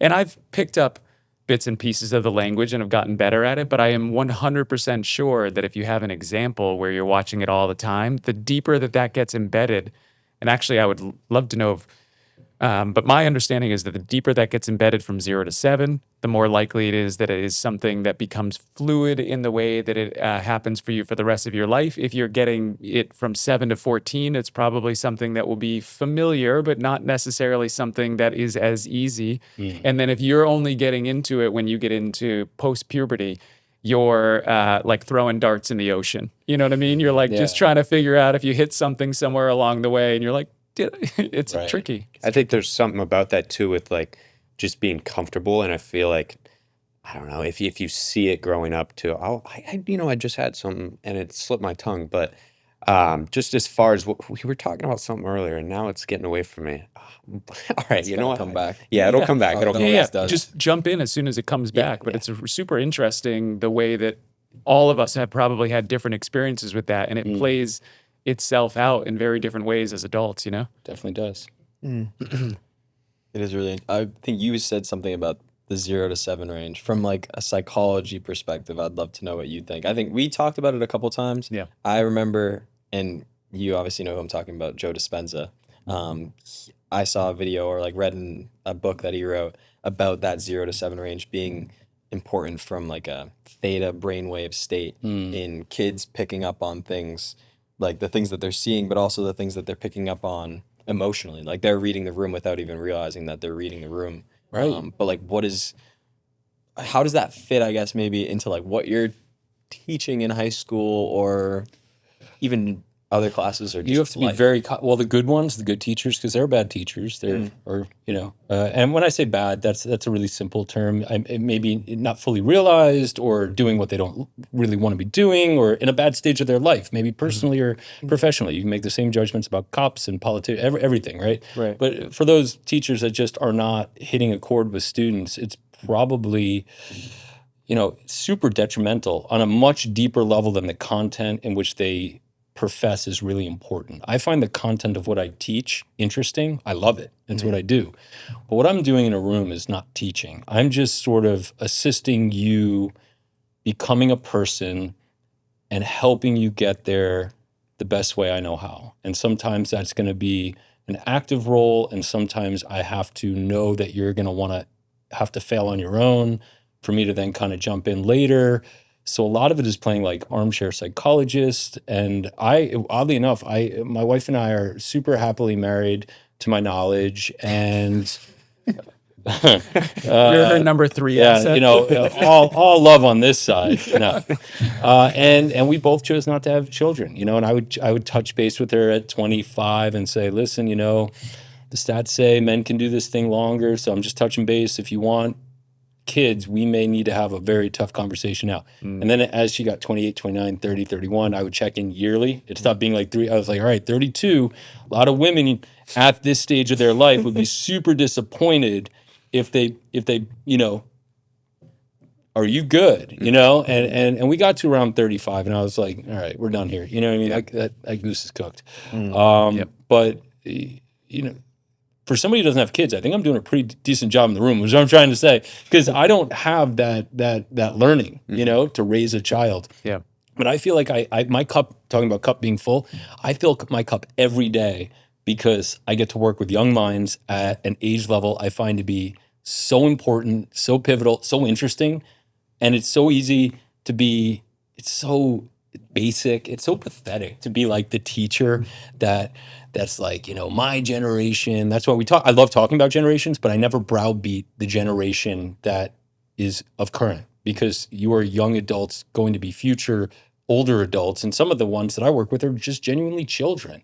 And to blame a child is, any teacher who ever blames a child, listen, throw some shit at my face, I'm blaming you. You know what I mean? But like outside of the really weird stuff, like the day to day, there's other stuff going on. Even when they blow up at you, there's other stuff going on. And 100%. the teachers that don't get it are either going through stuff on their own, so their cup is overfloweth and they don't have the bandwidth to field your shit, or they just don't get it. They don't read the room. And I think the best teachers can get into a class, and I firmly believe, and I'm not a genius by any stretch. My wife is one of those, you know, the smarties, like naturally. And I'm a worker. You know, I'm not dumb, but I'm a worker bee. And if you put work into it, you really, God, man, the rewards are so beautiful to see like students learn and want to be there and then say kind stuff like that. I mean, that fills my cup, you know? I think it's cool to see just like this perspective of teacher and father, and just how you were talking about how your kid's coming home and you're course correcting within the information he's talking in the classroom, but you're doing it at just a different 100%. level. You know, Always. it's Well, we're material partners in that way. Yeah, I mean, 100%. it's really- and 100%. And I also think it's the exact same mechanism. So if I had to say, as a father, the thing that I have gotten from my sons that is irreplaceable, for me personally, is that they taught me how to break my narcissism.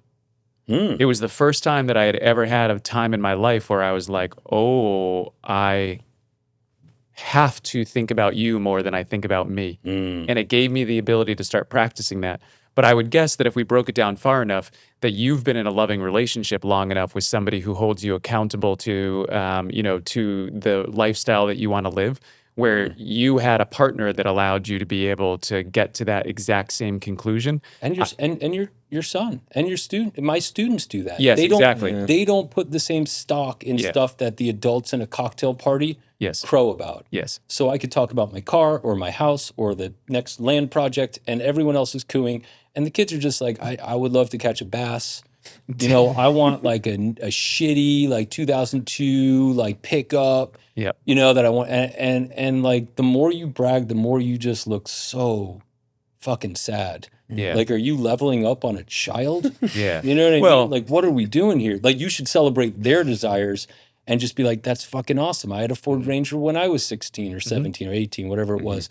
And the minute you just make it about them, it will be, you don't have, the room is red. You know what I mean? Yeah. It's a good space. Well, the cool thing about teaching in general is that, from my perspective, the one thing that I became like very apparent about teaching in myself first and foremost, and then I could see it more clearly afterwards, is that like if you thought of bragging as being a bad behavior, bad behaviors only exist because of insecurities. Yes. There is no secure person who ever exhibits a bad behavior, because secure people are not looking for additional drama. They're looking for the exact opposite of that. They're looking to source peace at any time, and peace. The respite. I don't want people say, do you want to be happy? I say, no. I want to be content. Yeah. I never want to be happy. Yeah, happy is this weird thing that's too much for me. Exactly. I feel exactly the same way. It's one of those things that if you're grabbing at it all the time and you realize that it's too elusive anyways, but It's an emotion, so there's Yeah. the pendulum. Like you can't always be happy. But peace is not an emotion, in my opinion. Peace is a state of being and feeling. And so it's really important to be able to slow down and observe your thoughts and feelings, because the problem is that if you don't do that, you end up identifying with your thoughts and feelings. And then the problem with that is that you don't realize that you can walk into any room, and if people can read you in your thoughts and feelings, and then they know how to manipulate you at any given moment. So if you don't want to be manipulated, the number one thing you have to do is understand how to identify with your character, but not identify with your thoughts and feelings, because thoughts and feelings can environmentally appear based on Like the room that you're in. Right. Absolutely. You know what I mean? Reading that.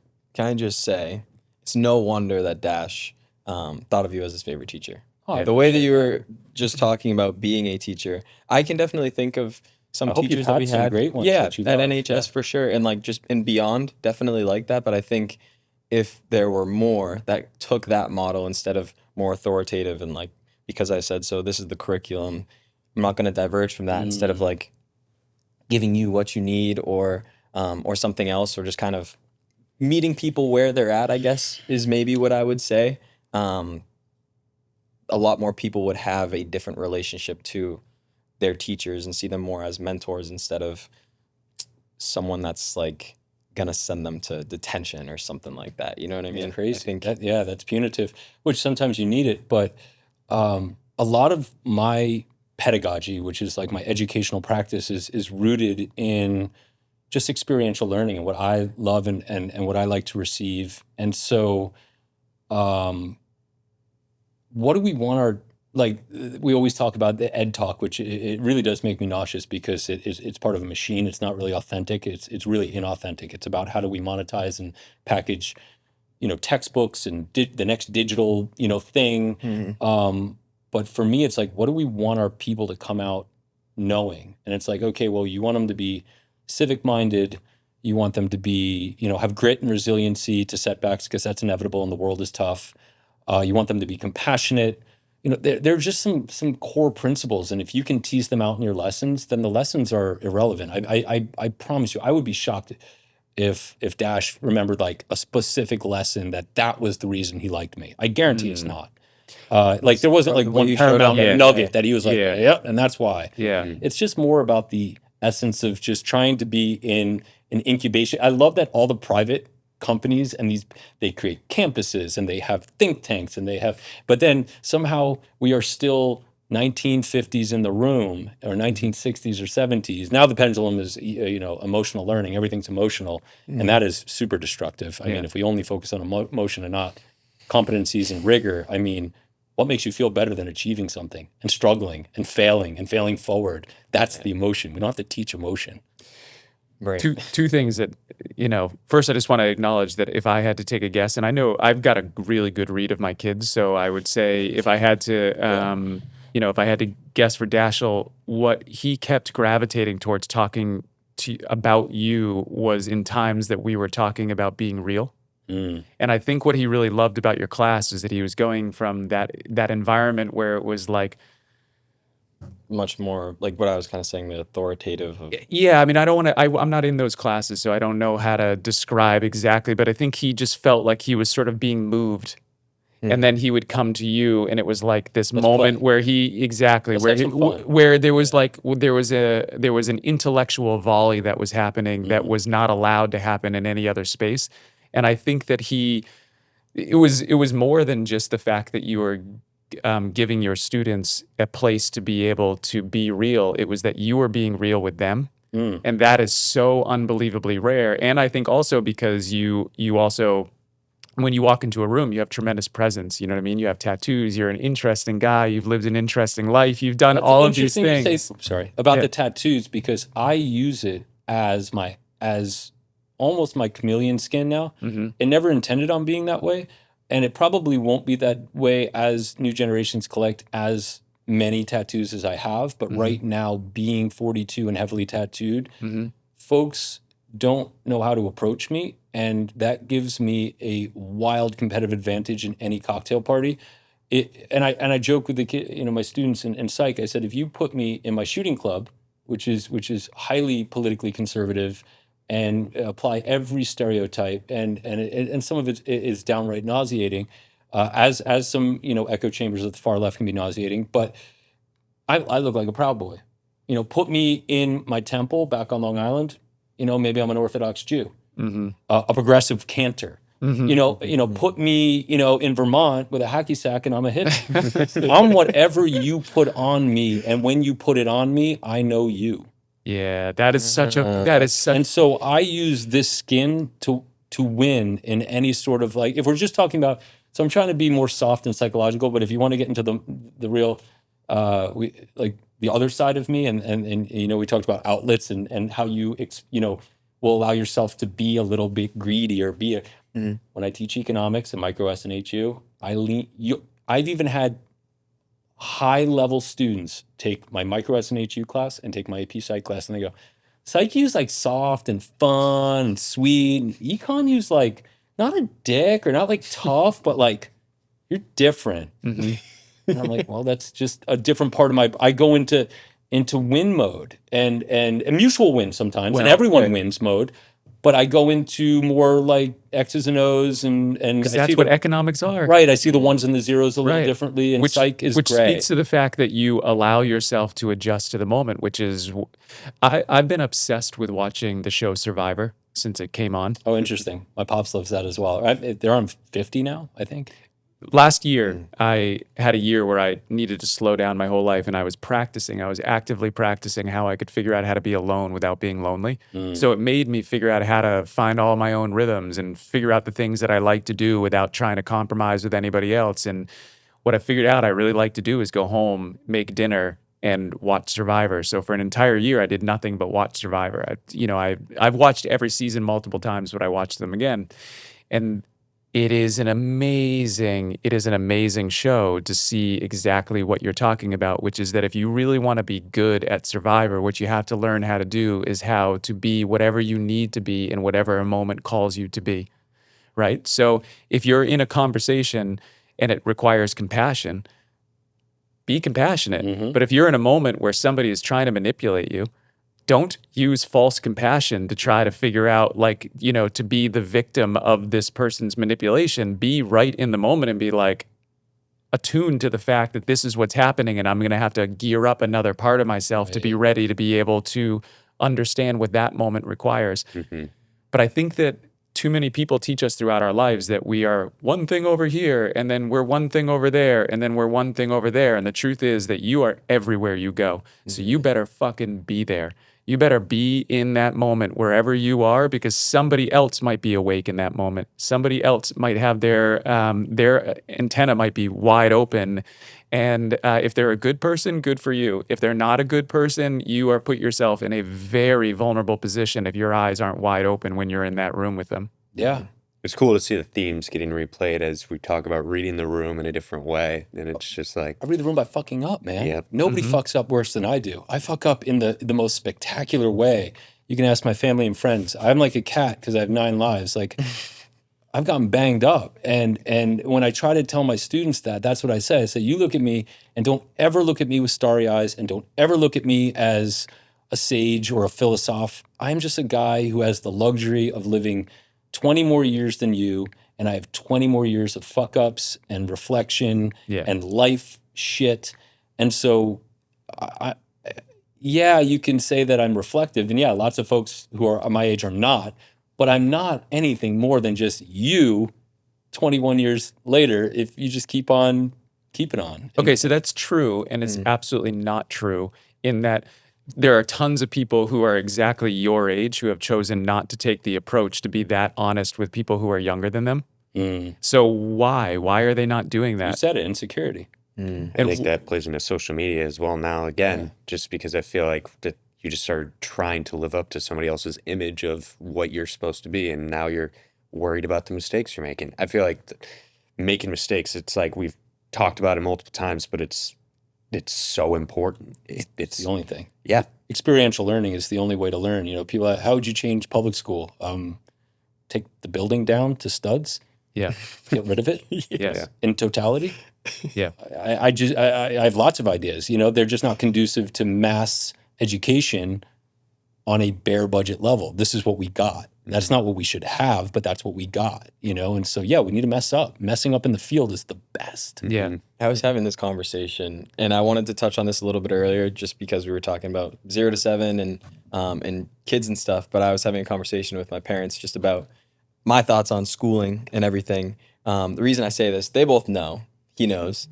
You don't know because we just met. I'm having a kid in November. Congratulations. Thank you. I That's appreciate awesome. that. Yeah, I'm very, you very excited? Yes, so excited. Fantastic. Obviously, like all of the things. Obviously, feeling some kind of fear and not like trying to resist it. Coming back to that piece. But we were having a conversation about later in life, like school wise. I would want to be in a space that has that kind of experience where it's more experiential learning. Like I think to think from Dash's perspective, maybe what I would imagine, especially like, you know, me going through high school, is most times you have a teacher on whiteboard, turn this way, telling you to open a book, and then you have the curriculum. And I could probably picture, and I don't know if you do this every time or if you do it, but you go into a class, you walk in and you sit down on the front desk in the middle and you're talking to them. And then from there, Yeah. that's like the connection. Do you know piece I of do it. that, or how do you know I do that? Or is I that just I just Oh, okay. I didn't know if you would- talked to Dash. I was like, wow, that's insane. It's sort of that's what it feels like. Anyone that I've had that has done that. There was one person in college that just came. We had a speaker that came into a class every single. It was a small classroom, like basically a high school one, but in college. And most of them had a presentation, talked about stuff. We were taking notes, whatever. This one person came in. He sat down, had like an index card of just like maybe, you know, noteworthy experiences. He just sat down and he's like, okay, I already got introduced. What do you guys want to know? Let's just have a conversation. And we did that it was the most engaging class that we ever had. And I thought back on those kinds of experiences. That's what I would want my future daughter and any beyond that to like, Wow, that's so to exciting. exist in, you know what I And mean? you're 20. 23. You're so Young buck. fortunate. No. I think that is an asset. Having children young is now an asset. I believe that firmly. As somebody, I watched my sister who just had her second child, and she's 38, 39. They're calling this this younger Gen X or older millennial generation the sandwich generation. This is not to insult the boomer generation, but they're losing mental and physical faculty as they age. And so your parents will be an asset to you as you raise your, like a lot of older parents are you're tending to them while you're also tending to a kid. So you've got no resources. Yeah. Where I think Yeah, my parents are still pretty young. So you're going to kill it. This is going to be great. And I was exactly the same age that you were when I had Dash, right? So exciting. we've had this amazing connection in that, like, you were actually working. yeah, You were I working with skipped somebody. out on a event here the night that I found out. Couldn't tell him at the time that's why I had to skip out on the event. But yeah, so we've had definitely conversations about it, and he's literally the first person that I told. That's great. Outside, after I heard the news, and that just is like a testament to the kinds of conversations that we can have, and knowing that I can come to you when I'm vulnerable, and you're holding space for that. It's funny. I was going to say this earlier, but like I know we talk about being real, and I feel like 75% of our conversations start out with, "I'm going to be real," and then we end up having a great conversation. But it starts with that vulnerability too, and just allowing yourself to be in a place to receive, not judgment, but just to receive information that may not be like what exactly is picture perfect in your mind. And I don't know. I'm excited for you. I think it's gonna be one of a kind. It's almost like vulnerability is a word that we need to retire and bring something else in, because vulnerability in and of itself reminds you like the caveman holes part of poked into yourself you. is like, oh, wait a second, I'm leaving myself vulnerable. But in my experience, at least in the modern world that we're living in, is that you leave yourself at a massive disadvantage if you are not vulnerable. If you're not willing to speak your truth and to be able to tell people exactly who you are and how you feel, you're putting yourself in a position where you are very likely to become a part of the herd rather than figure out how you distinguish yourself from the herd. And man, is it, like, I don't know if I had those skills when I was your age, having Dashel. And Dashel and I now have conversations where I've gone out of my way to apologize to him for, not because I think that I didn't do my best, because I did do my best, and that is always going to be good enough. And he's a exceptional young man, and I did my job.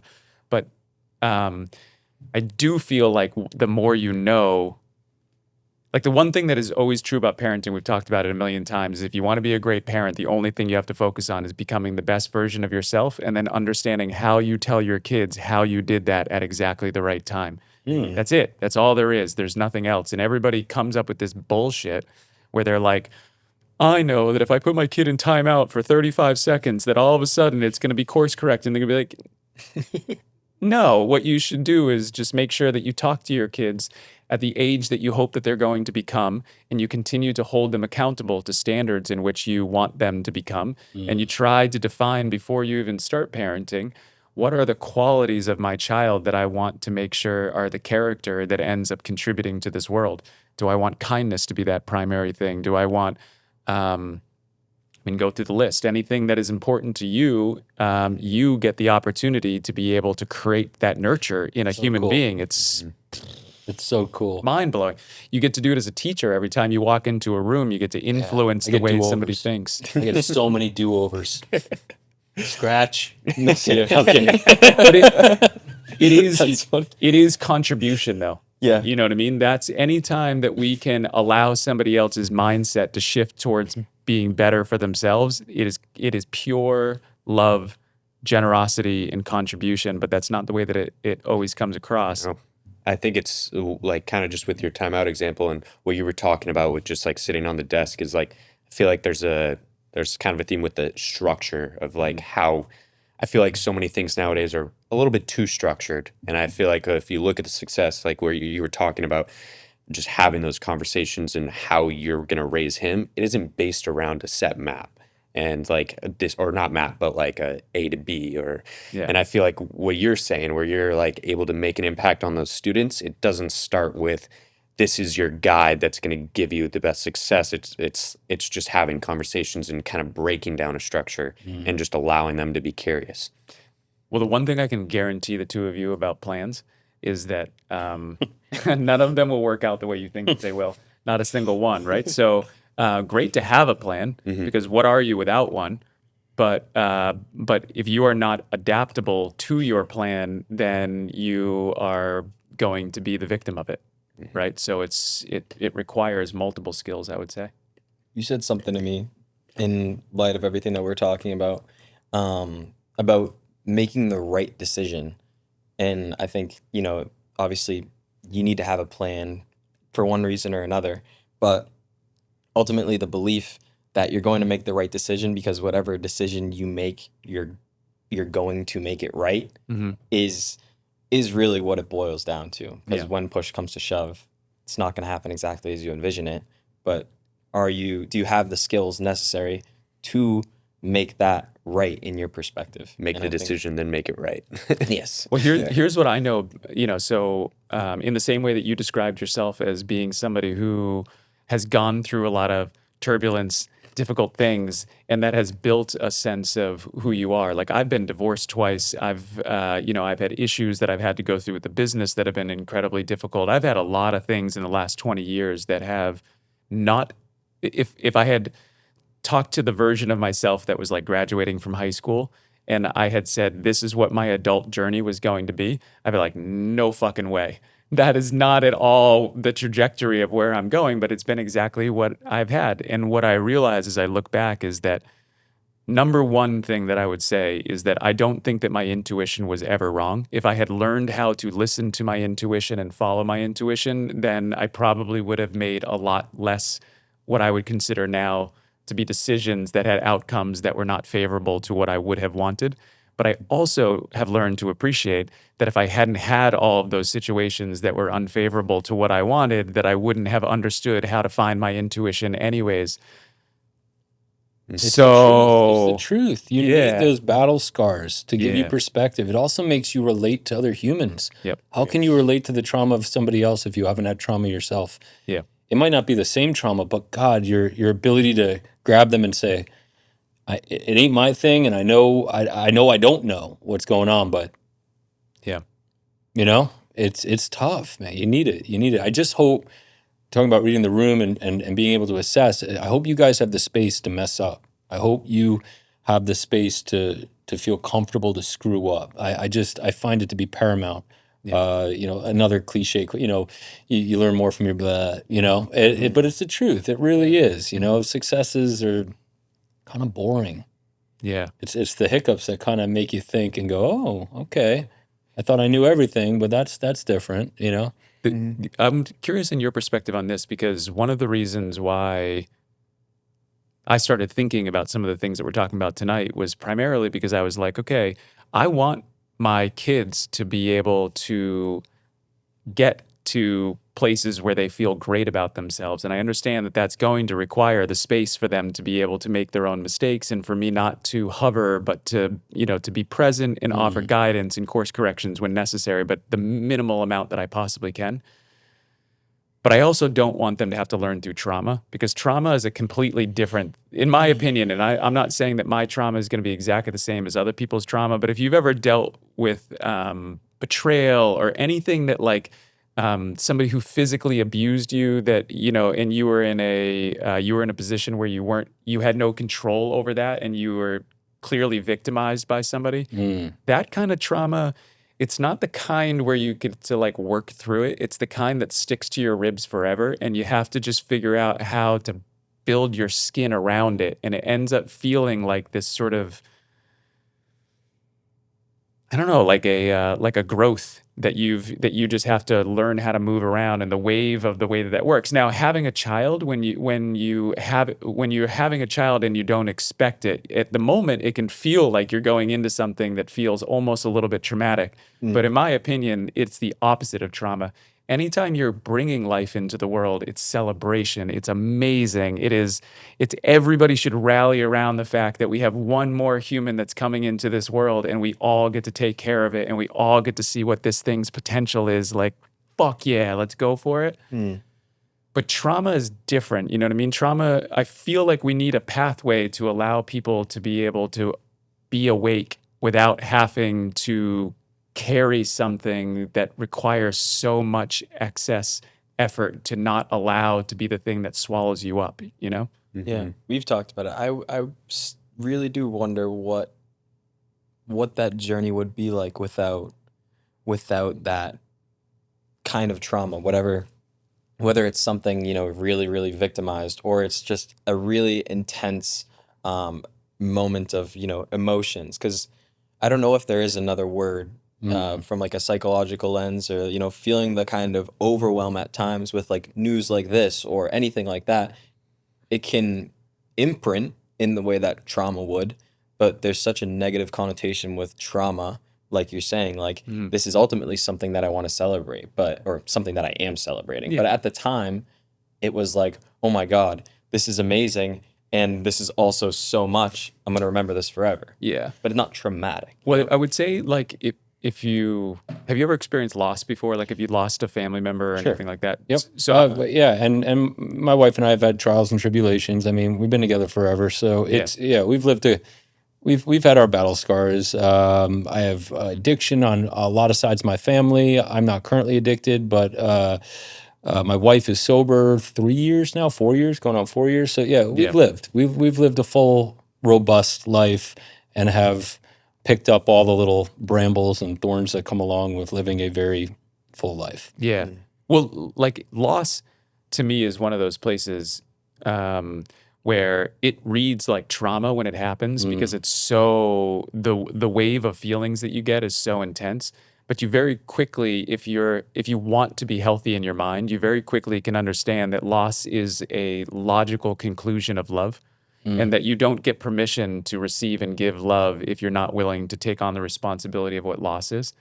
So and I feel the same way about a child. You don't get permission to turn that into a trauma when you also need to turn it into love and opportunity and something that's going to enrich your life and make your life better. Right. But then there's the other stuff that happens that's unnecessary drama, or somebody else is hurt and they don't know how to process that hurt, and so they go out and they look for somebody else to be able to kind of level the playing field with, and that usually is innocence. right? And that can be innocence in adults. It can be sometimes, in the worst case scenario, it's adults who take the innocence of a child, and that is a totally different thing that I would like to eradicate in any way that we possibly can, because it's unnecessary. And it's really hard to imagine that we could live in a world that's going to get significantly better if we accept that kind of trauma as something that we don't solve. Like it feels like it's a problem that if we worked on it as a society, we could probably make grounds. And in my opinion, where we need to do it, it sounds like you agree, is stop building bombs and start building schools. Yeah, we need to change the incentive structure. Yeah, we need to change the incentive structure. We are all incentivize kids. We all are just these creatures on a philosophical level. There's a handful of us that are questing for something bigger, but for the average folk walking down the street, they are moving in a direction to gain or garner some sort of benefit and avoid some sort of pothole. That's it. And, when you make corporations give unfettered campaign donations, these are all incentives that have been created with a corruptive end game and a corruptive force. It's plainly simple. And anyone who tries to complicate it is probably involved in the scam. Yes. Because it's not complicated. And they'll tell you it's complicated, and that's a tactic that folks use to try to get you not to talk. Yes. But it's plainly simple. I was just going to say, I feel like it's just so scary seeing it from like the perspective in our age, just what's going on in the world, and just like what seems to be the main focuses and what we're getting away from, and just where the start line is or where the finish line is going to be. But it just feels like I don't know, the more I see it on social media, it feels like we're getting farther and farther away from that. And that just scares me so much. And if it brings you any peace, the starting line is what you see in your mom and dad, and the finish line is what you see in your mom and dad. That's it. You know what I mean? Everything in between is what you have to do to make sure that you try to find that. I mean, I'm somebody who's been divorced twice, so I love, but it has not worked out for me so far for a number of reasons. But I still, and I tell my kids this all the time, and I believe it to be true myself, I don't think that there is something that you can accomplish in your life that is a higher accomplishment than finding somebody who you can be partnered with. And in my estimation, from both a little bit of success, but obviously a lot of failure, it is primarily about making sure that you have at least one person who there is no difference between what you think and what you communicate, that you have 100% of your vulnerability is given to somebody with no reserve. And if you can get to that point and that person can offer you that, you are on a rocket ship of a life to be able to do amazing things. You're obviously going to have some fucking crazy ups and downs. Like, there's nobody I've ever heard has a life that is just flat. But if you can find somebody who you can mature your way into that relationship, business and money and everything else is like whatever. It really is all whatever. Yeah, like, it's whatever. My students ask me sometimes, like, what college would you go to? I'm like, who you dating? And they're like, what? I'm like, nah, it's going to matter more. Trust me. And I'm just joking because, a lot of people don't marry their high school sweetheart. But the point is, it's a very unconventional answer to what they want a conventional answer for, which is, where's your 4-year? What's your internship? What's your graduate studies look like? What are you doing after that? And the question is like, well, if you want unconventional success or you want to live an unconventional life, then why are you taking conventional advice every time somebody's willing to give it to you? So smart what you're saying right now. Like, why? And I always tell the students, like, there's no straight line. We talk about happiness. There is no straight line to happiness. I mean, I was groomed to be a business person. And then when I moved to Boston, Meg, my wife at that time, girlfriend, was going to go to Tufts Veterinary Medicine. She got rejected her first year to every school, which was humbling for her because she's brilliant. And at the same time, I was doing a law internship and I was going to be a lawyer studying for the LSATs. This was way before a lot of the ink, because the reality is I wanted to do contract law and this wouldn't have been conducive. But then, I went through a mild depression around when I was 23, 24. I was just hammering beers when we moved up to Boston because she got an internship at a veterinary clinic, Angel, down in Jamaica Plain, and she was just off to the races, and I was still kind of floundering and not super happy. And the way I became a teacher, she was like, She gave me 6 weeks, and after a while, this is your partner, your person. You know, I could have floundered a lot longer and failed a lot harder. And she said, all right, you had your moment. Get the fuck up. Like, this is gross. This is fucking gross. So amazing. And just got me there. And I said, well, I don't know what to do. She goes, well, let's sit down. And then brought the computer over, and she goes, Jared, you just need to fucking get out of the house. You smell like shit. She's like, go be a teacher. Just like that, you know, go be a teacher. Yeah. Okay. I was so numb. I was like, okay, like, how do you do that? I've been studying for the LSATs for a year. And she was like, oh, I'll go be a fucking paraprofessional. And I did. I just went to Brookline, worked in that risk program with like inner city kids. They were getting busted into Mattapan, which is so heinous, by the way, busting kids into Brookline High and being like, hey, you thought your life was bad when you were around your friends. Look at these jackasses. They have everything. It's like, who devised that program to take a kid who's got like fucked up Nikes and put him with a fucking kid who's got a house on the Cape? I'm like, yeah, this is going to make him feel real good. But anyway, worked with that population for a few years, and I loved it. And that brought me back. But it was that precipice of having somebody who loves you Yeah. to get you there. But they got to be real with you, you know? Oh yeah, I wouldn't have taken it from anyone else. Let me be clear. Exactly. Even my parents, I wouldn't have taken that from. Yeah. It had to be her. Yeah. She's the only one who could have reached me. Right. And I am sure that if she was here, she would also have a story where you reached her. Oh, 100%. Her sobriety. I mean, it was the only time where we almost, you know, had to sell the business. Like, we were fucked. And you could see it. Dash might have been a freshman. He would never have been privy to the tragedy that was my life that year, and the tragedy that was her couple of years, and her secret and her demon. And trust me, I've cut her deep too. I don't want to make her a victim. We've had, you know, I don't want to go into it, but let's just say 20 plus years, fidelity, everything. You put it, it's on the table. Okay. So anything outside of that is just, I can't be real with you and then be fake with you. So I've cut her, she's cut me. We've cut each other. But So do you think that vulnerability is built through experience, or what would? talking about the lump, you were saying the tumor, the growth. I mean, we Yeah. both have PTSD. We both afflicted it on each other. We're both mindful. She sees a therapist. I don't. What was the question?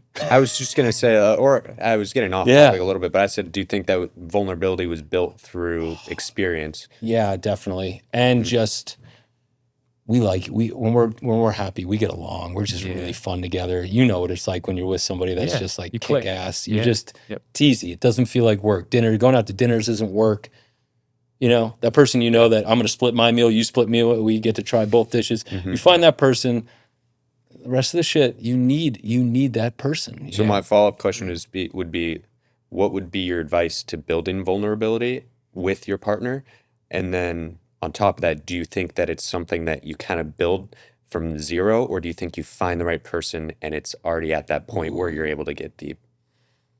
Well, we could, I mean, so I would say that I think that it can be built with any person, but it's probably, in my experience, based on having made some mistakes in my life, I think that sometimes I over prioritize what it felt like to have physical chemistry with somebody, and I under prioritize what it was to be able to have conversational chemistry with somebody, but primarily to make sure that our values were completely aligned.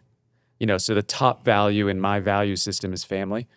And if you don't perfectly align there, then that's a major. It's not a minor. You know what I mean? A minor is like, do you like Mexican, or do you like chocolate and vanilla? Exactly. Right, Like that's that's a minor. minor. And if you disagree on minors, like, great, that'll be fun for you over time, because in the beginning it might feel annoying, but over time you'll love each other into the idea that it will become endearing to you that she likes vanilla, you like chocolate. Right. But if you get to a major, and a major is Could be politics. could be Could be politics, religion. could be spiritual, could be a value system that you disagree on. Those kinds of things are where you have to find each other, and you have to be completely intertwined with each other. And then everything else you can teach each other. You know what I mean? You can teach each other through practice and love and commitment and all of those things.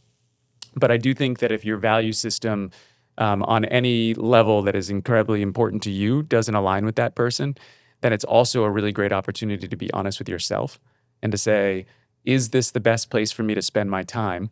Or am I spending time with somebody who's preventing me from meeting the person who will more align with your soul Mhm. And I don't mean that in even a agree. spiritual level. I just mean that I would say the soul to me is sort of the combination of your intuition and your belief system and your potential of where you want your life to go.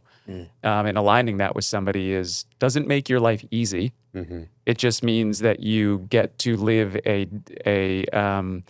you get to be in turbulence with somebody who you really fucking enjoy.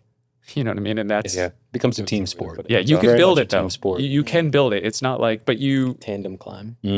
conversational chemistry is the number one thing that I'm at least looking for in my life. And then secondarily, I would say that there has to be some physical chemistry there. Otherwise, it's difficult to be able to find your way back to each other for something that is reparative because intimacy is extremely reparative. You know, being able to have a healthy sex life with the person that you are intimate with is incredibly important because it's a tool that you need to use to be able to get yourself through very, very difficult times.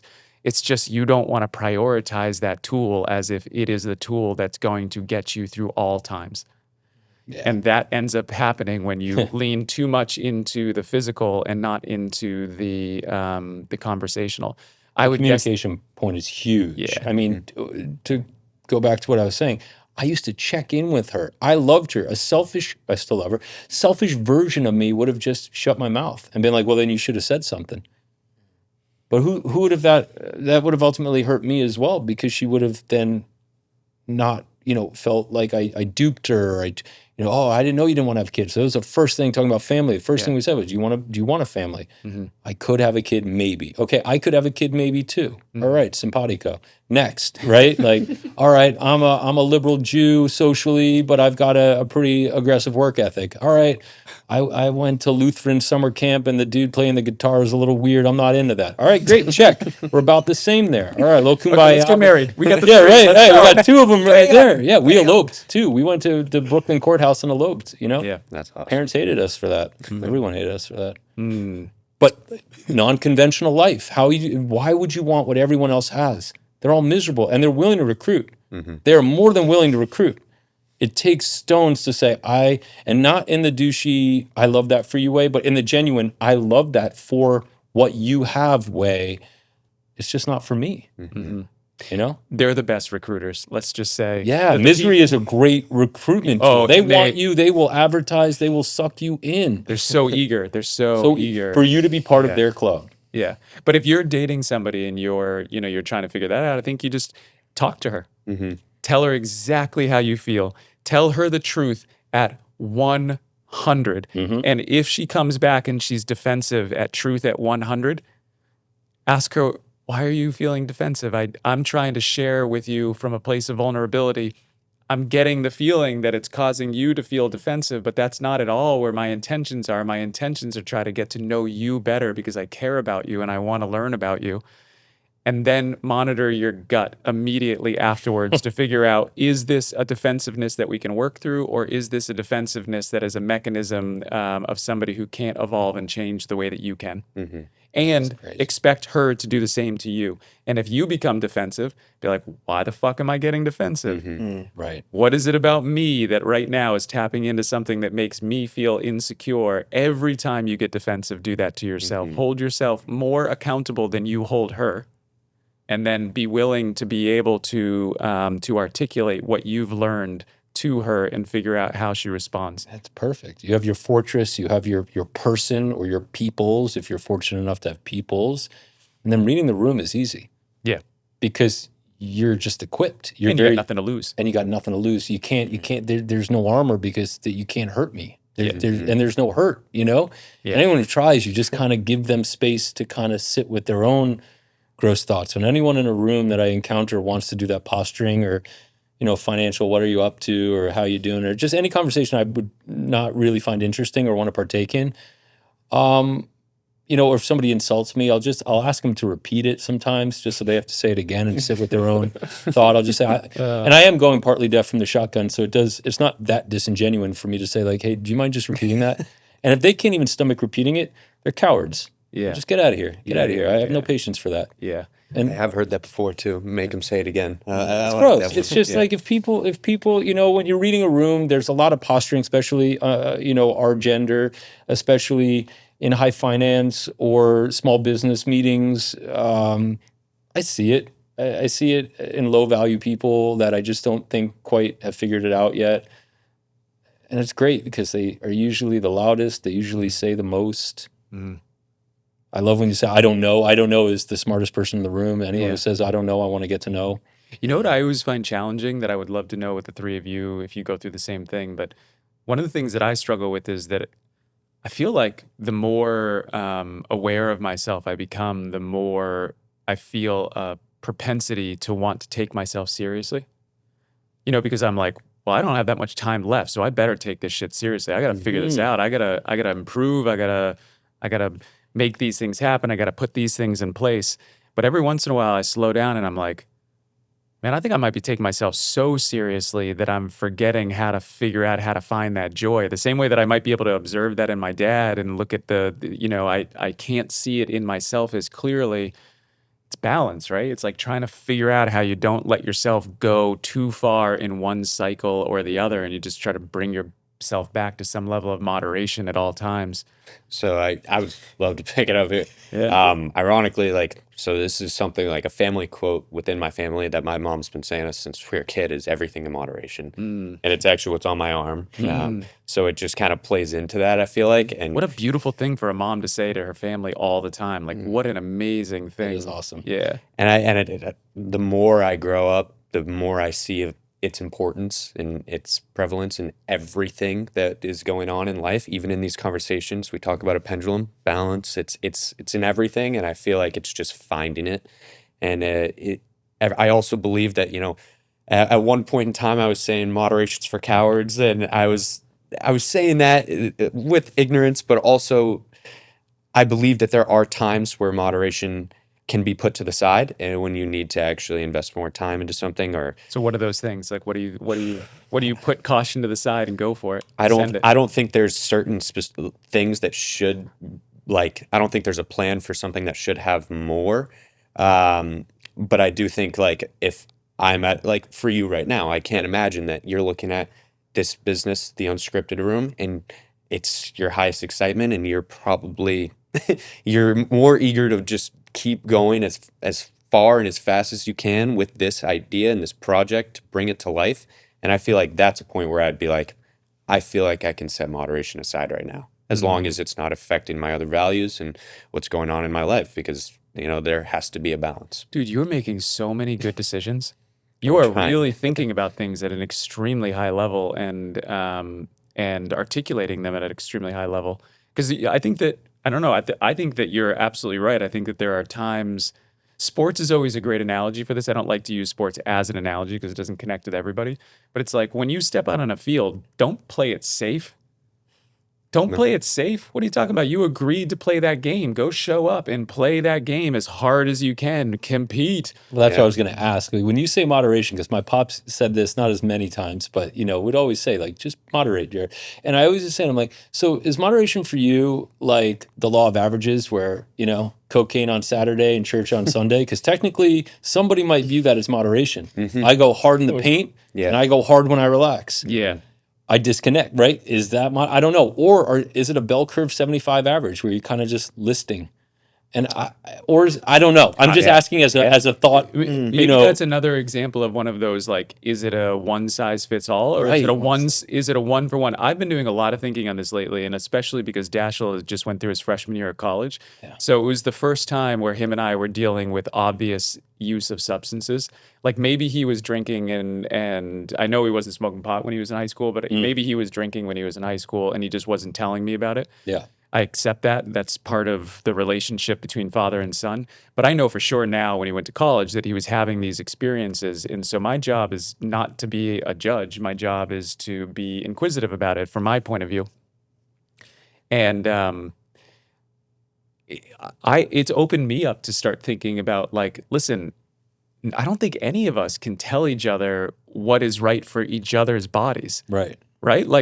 It is so obvious if you took something like sexuality, it is so obvious if you look at a large group of people that is a spectrum, that, some people have, some people's desires are very conventional, and some people's desires go off on that spectrum in another side. It doesn't mean that one person has more value than the other person. That's just the nature of the way that they have adapted to their sexuality. I don't understand how we could possibly think that with the variance in our bodies, the way that our body works, that medicine is one size fits all. It is so obviously not, which also means that your reaction to alcohol or drugs or anything else that you use is not one size fits all. I smoke cigars casually, and I got into it a little bit more when I bought a humidor, and that was a fucking problem. I should have never bought a humidor. Once I got all the accessories, that really really propelled Solidified you. my smoking. You know, I started buying on like boutique cigar sites. You know, like batch cigar. It's a problem.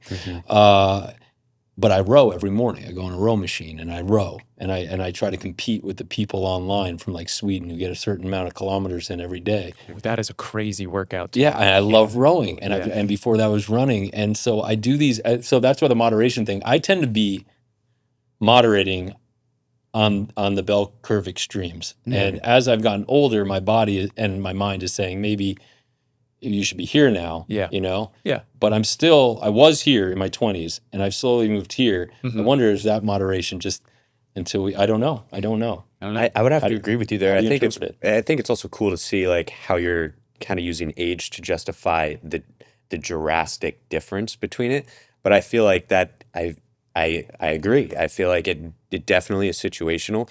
But as far as what you're actually like kind of moderating, I think it totally is dependent on what the situation is. But I can't Yeah, say I agree. Well, I can tell you the one thing for sure. The degree of wild that you can be is directly proportionate to the amount of responsibility you have to come home to. Right? So if you have very little responsibility, like, I don't know, maybe that is the time in your life where you need to push the boundaries a little bit and figure out exactly what you're going to learn from whatever the experience in those boundaries are. But if you have a responsibility, like you're about to have a responsibility, no, go home.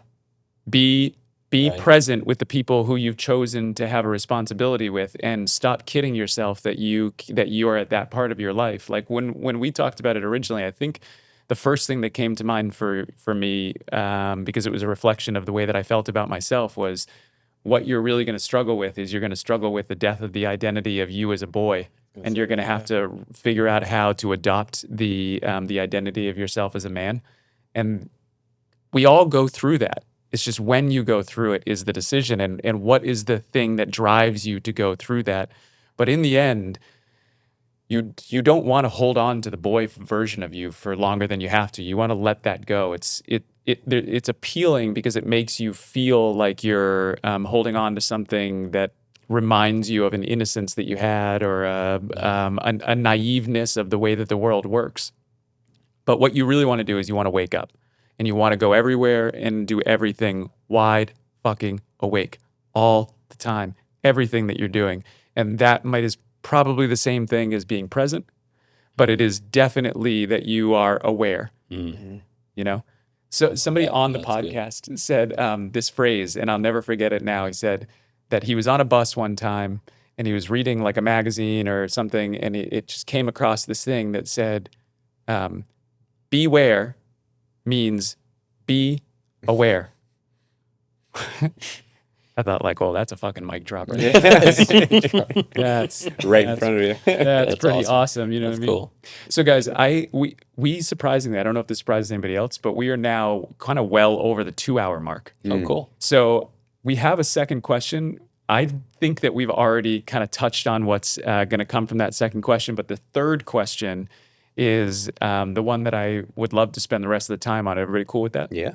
Okay, so this actually goes over to you. All right. This, by the way, This concept is very cool. This is the first episode that we've done this season where we haven't gotten into the second question because the conversation had such great flow that I thought that it would have slowed us down. So the question is, what is your potential? I personally, I feel like, and this is just going off of what first came to my mind, I believe your potential is what you tell yourself your potential is. I feel like a certain degree is what boundaries we set for our limits. I don't know what my potential is, but I'm not going to tell myself that I have a cap to it. I don't want to ever think that I've reached my potential. Granted, there will be a time where I'm probably 80 and I look back and I was like, that was, a time where I had the most potential. But as for right now, I feel like I'm not gonna put a cap on it. Fuck yeah. Yeah, It's awesome. that's where I'm at. Yeah. I'd throw the same thing. Like you gotta say infinite, especially where we're at right now in our age. And does that mean like the infinite number of things are what you or I is gonna do? No, because like getting to know myself, I know that there are things within my potential that I'm meant to go towards, and other things that aren't even for me because they don't feel right. Yeah. But we've definitely had these conversations. Why throw the limiting belief on yourself that you can only do X amount of things? And we've had the conversations of don't peak too soon. If I throw the label on it and then I get to that point, then I've peaked mentally. Do you know how many guys that we know because of our age that that they don't have to say this to us, but I guarantee the same number of guys that I know, or women, doesn't matter, it's not a gender thing, that are living with the attitude that the older I get, the better I was. Mm-hmm. Do you know how many people are doing that right now? That means for every day that they live from here on out, they think that the version of them that's already passed is the best version of them.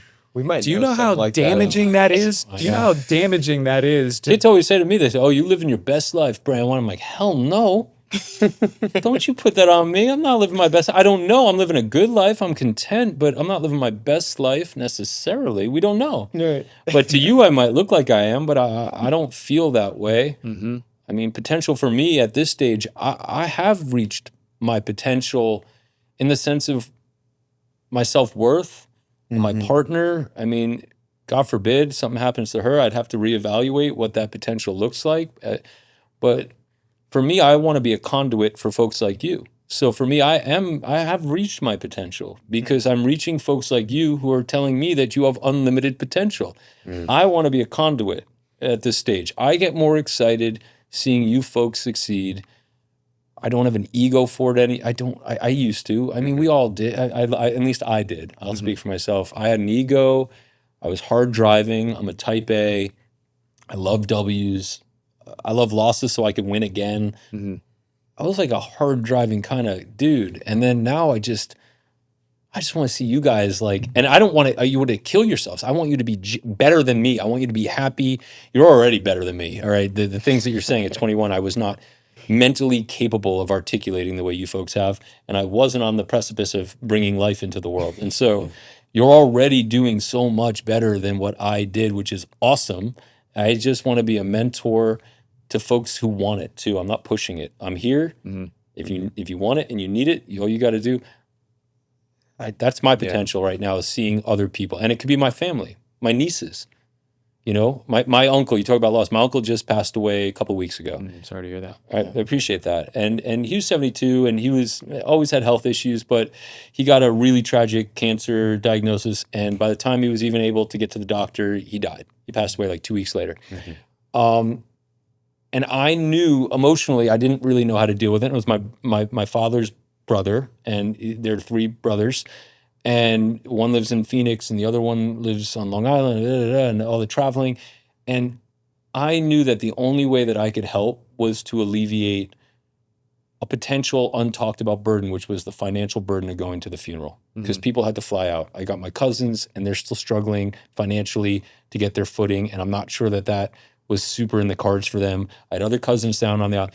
And so my version of being a conduit for their mourning was for me to say, hey guys, instead of going to the funeral, I'm willing to host a celebration of life over Labor Day weekend. You fly out, I'll put you up at our house, and we can just celebrate over the weekend our own sort of way.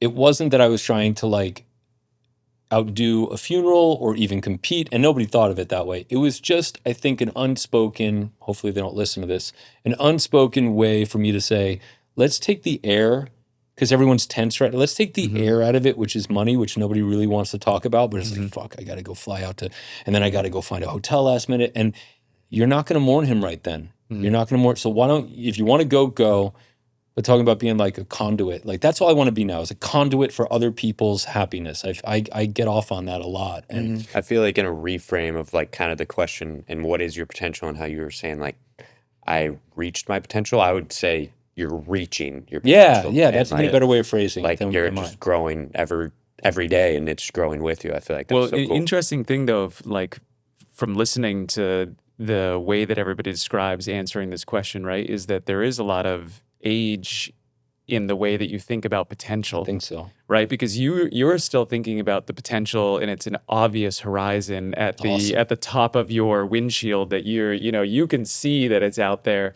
When you get to the midpoint in your life, it changes. It's not See the curve of the earth. well, you understand that the sand timer got flipped, right? Sure And did. you can still see that there's plenty of sand for you to be able to use, but you understand that it's not going to get flipped again. That's the last time that will happen, and it changes the way you feel about things.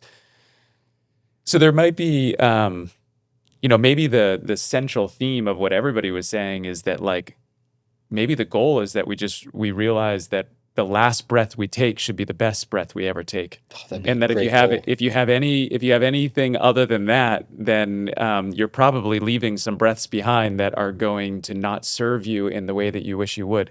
But you said something while you were talking that I would love to go back to, because I think it would be very interesting in this conversation and impactful for all of us, which is that you said you love W's, Mhm. but the losses fuel you. Yeah. And I just want to stop there for a second, because as young men, especially, I think that this point cannot be over talked about, which is that you can't understand how to win if you don't put yourself out there to lose. Yeah. It's paramount. It's the only thing. People are so afraid to get in the game because of what they perceive as a public L. And I think the worst thing than losing is sitting on the sidelines. I think it is just heinous. Mhm. It's not human. It's not even in our DNA, I don't believe. I think that's why we're depressed and we have anxiety and we're heavily medicated. It's because we are doing things that are contrary to our genetic coding. Yeah. Cave folk made 20 decisions. We make 2,000 before breakfast. Come on. Yeah. You gotta just take the L's, Yes. Yeah. because you're gonna get them. I'm fascinated with how we should be, I think we should be evaluating our language as closely as we possibly can, because obviously, like you said earlier, the way you think about yourself dictates so many of the outcomes that you get, right? But one of the things that I've explored a lot, I think I probably talked about it with you because we talked about everything, but I'm really fascinated with the idea that if you look at just purely the language, I'm wondering whether the opposite of depression is purpose and the opposite of Yes. purpose is depression. Like So that. if you are starting to slip into some sort of depression, and I'm not talking about clinical depression, because I Yeah. understand that there are things that are happening to people that I've never experienced, and There's a genetic factor, but there also is a social cultural factor, and we can't ignore that. and it might just be that with a greater degree of purpose, all of a sudden your life starts to take on this meaning and this feeling that gives you something back. And as soon as you allow that to start slipping away, the obvious conclusion to what will happen to you psychologically is that you'll begin to feel feelings of depression. Mm-hmm. I actually think depression is more like it's more like a bucket that bad feelings fall into, because it's difficult once you start feeling depressed in any way to even decipher like what bad feeling exactly am I feeling right now that's making me feel depressed? Is it a relationship bad feeling? Is it a work bad feeling? And all of those feelings can be very similar to each other. They're all ice cream, right? But they're like not exactly the same flavor of ice cream, or however you want to, to say that. Like, we understand that they are negative feelings, but sometimes being able to decipher exactly what the negative feeling is. But the antidote to all of those negative feelings is positive purpose.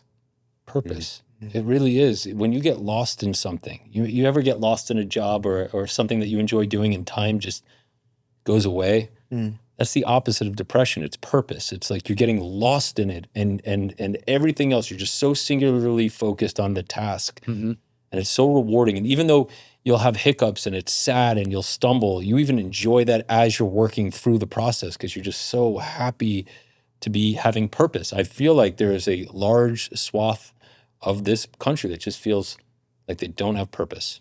And it's our job as a nation to sort of like put those, fail safes in there, whether I think our systems prioritize making people feel purposeless yes. because it's a major mechanism of control, right? I mean, we know just in dealing with people on casual levels, if you can get somebody in their feelings, it's way easier to then figure out how you can move them into something that you want them to do. You definitely know that if you play sports, right? If you can get up in somebody's head and you can get them in their feelings a little bit, all of a sudden you know that they stop focusing on what they need to, and I think, gentlemen, we have, we talked about it all night, but I think we have a real challenge ahead of us that we really have to figure out whether the systems that have been built around us are the systems that we want to continue to promote. One thing that I have definitely learned in my life is that you've got to be very cautious about investing in a system that doesn't know how to invest in you. So if you're participating in something that you can't figure out how what you're participating in is making sure that it sees you, and not just the generic version of you, not just that you're a male and that you're in your 20s or that you fit some archetype that it wants to do. I mean, like, see you, see through your mind, see through your body, and it sees you. It sees, it gives your purpose something to direct itself to, makes you feel fulfilled, makes you feel good about yourself on a day-to-day basis. You got to seriously decide whether you can check into that every day. You know what I mean? Because I've watched people work in large corporations, and I've literally watched these people's souls just disappear. Just die. Just fucking die. Day after day, cubicle after cubicle, report after report, meeting after meeting, just letting their soul slip away. Just the older I get, the better I was. The older I get, the better I was. What's the fucking purpose? Yeah, and what's the fucking point? What's the point, You guys? go back and you What's go, the what is point? the point of doing this thing? And there's so many ways to be happy. It could be a hedge fund manager, if that gives you happiness. To each their own. To each their own. To each their own. Yeah. You could be. But if it makes them actually happy. Actually, I just have never met that creature. I haven't either. That's why I should have backed that up because I said it. You were right. Never gotten that excited about commas. I think it's like just talking about purpose, a term that Trevor brought up to me a while ago, but it's on my wall now. It's something I look at every day is ikigai, and just finding purpose in just exactly what is purpose. Oh my God, ikigai, the Japanese. Yes. Yeah. I'm like, ikigai, yucky guy. Yucky guy. I thought that was like a new phrase. And then I was like, oh wait, no, the Japanese term for like where all the circles converge into that one like. Exactly. Yes, and purpose, purpose is in the middle. And it's just like, love that. Like finding something that you're truly passionate about or your highest excitement that also falls into all the categories that are which is like, there are monetary values in your purpose because obviously it is an income for you, but also what value are you providing for others? And I feel like I can't really say what my purpose is right now, but I do know that that's kind of I feel like that's what life is. It's finding your ikigai and I think going from having there. that question means you're walking in your purpose right now, which we've definitely talked Well, about. I think that there's something there. So When we think about it. I used to do these things called disc profiles. Are you familiar with what those are? But they're like Maybe. personality profiles that Okay. corporations make you do to figure out, are you a D? Are you an I? Are you an S? Are you a C? All this. Okay. And what I figured out that they were really doing is that they're just, they're asking essentially like egosyntonic questions for you to be able to identify on paper the way that you perceive yourself. And then they're coming back and they're like, let me sell you a personality that's just like you, Trevor. You're a D. And that means you're dominant. So go out there. And the more I did it, I was like, well, first of all, maybe you have traits that are there, but are they asking you questions about whether that's nurture or nature? And then even deeper than that, even if those are your traits, are those traits actually working out for you? Or are they giving you better outcomes in your life? Are those the traits that you want to be identifying with? And if they're not, That's such a great statement. back off, man. Like, you don't have to be any of those things because the truth is that you can be whatever the fuck you want anytime you want to be it. That's such a good You can point. be anything you want anytime you want to be it, right now in this moment. If the world wants to stop being violent, it can just stop being violent right now. Right now. All this bullshit that people go back to of time and, this person did this and this person did that. I'm done. Yeah. I don't care about it anymore. If Yeah. you send one more bomb that hurts one more child, I don't give a shit about what's happened anywhere ever on the face of the earth. That kid deserves better than us continuing to think that we have to be something based on people telling us how to identify. So this is the thought that I was having as you were saying the ick thing. Probably a lot to learn from those diagrams, right? But learn from them, but never identify with them. But what you can identify with is that anytime you do something that gives you ick, fucking identify with that. Be like, oh, I don't know why, but something right now is like, that's what you want to learn how to do. And if you can learn how to do that, you'll find whatever is gonna call to you. Yeah. But the more you're allowing yourself to do things that make you feel ugh, the less likely it is that you're gonna open yourself up to being able to find the thing that makes you be like, oh, Yeah. let's get it. You know what I mean? Yeah.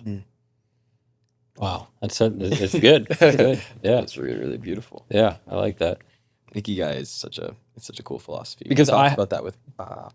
Did you ever have talents or abilities that you just knew weren't super great?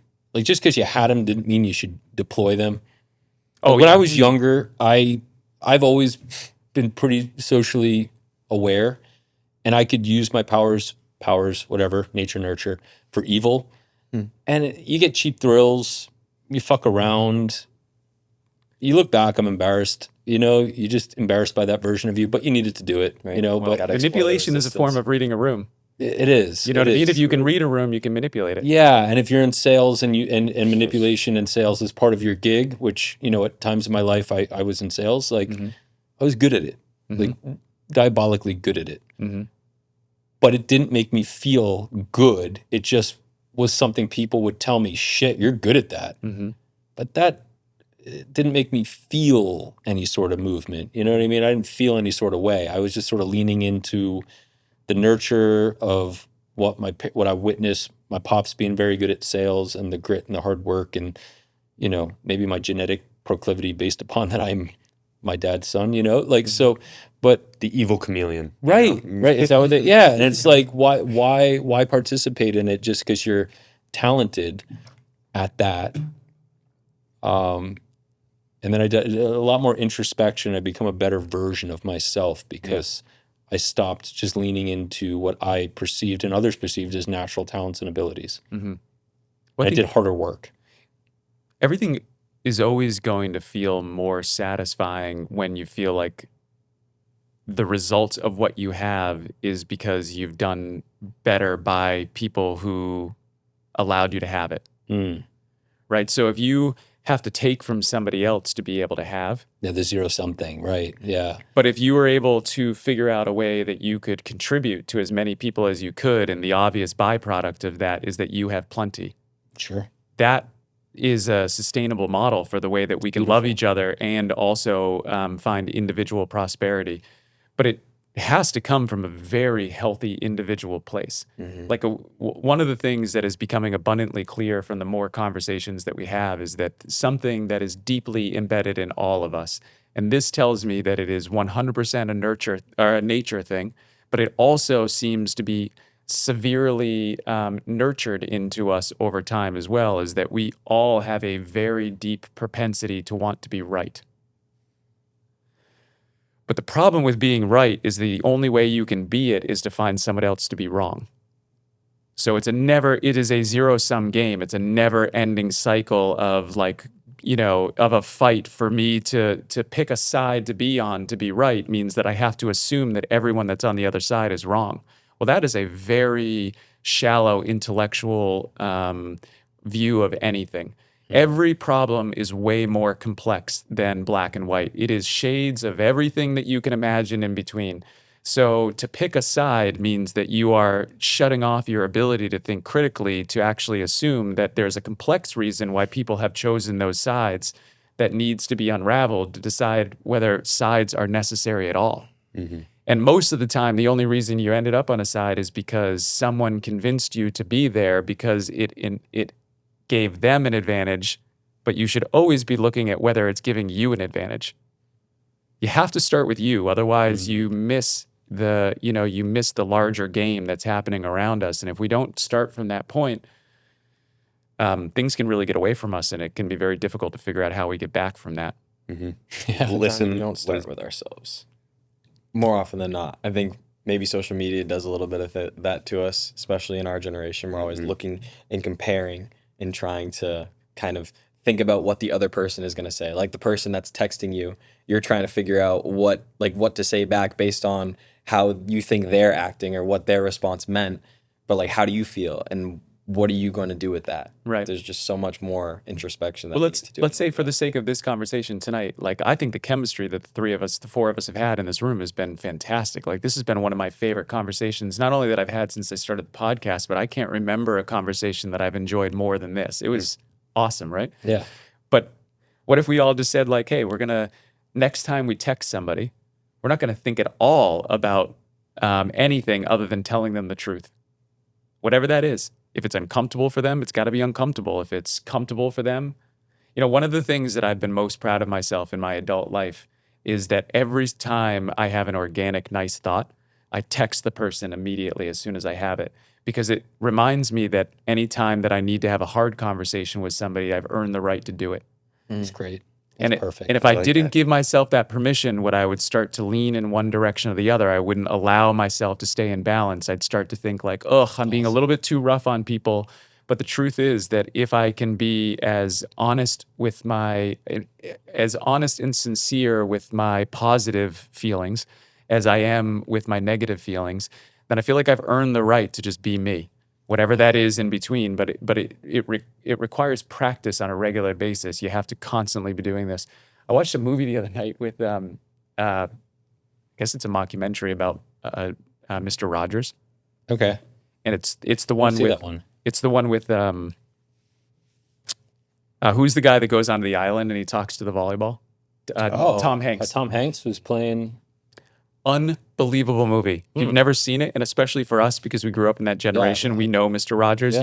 You guys would have it would be a weird thing for you to even the see them. puppet and everything. Exactly, because I think you'd see Fairyland. him and you'd be like, oh, that's kind of Only like heard the name. a little bit of a creepy old Oh guy. yeah, this guy would be canceled. Yeah. He's putting on his shoes. That would be too much for people. He's taking his shoes off. Why is he doing that? But what this movie showed was that that was him in sincerity. Yeah. That he had been practicing for years and years and years to bring his emotional regulation down to the point where he had the capability of being able to offer children such a pure version of his attention that he could remove the friction that children were feeling in his presence, and that he could remind them how to observe their feelings and then He you was go so ahead of his time when you think about it. Oh, But when you go, so ahead when of you his go time. when you go back now and you look at it, you're like, wow, you're like Yoda.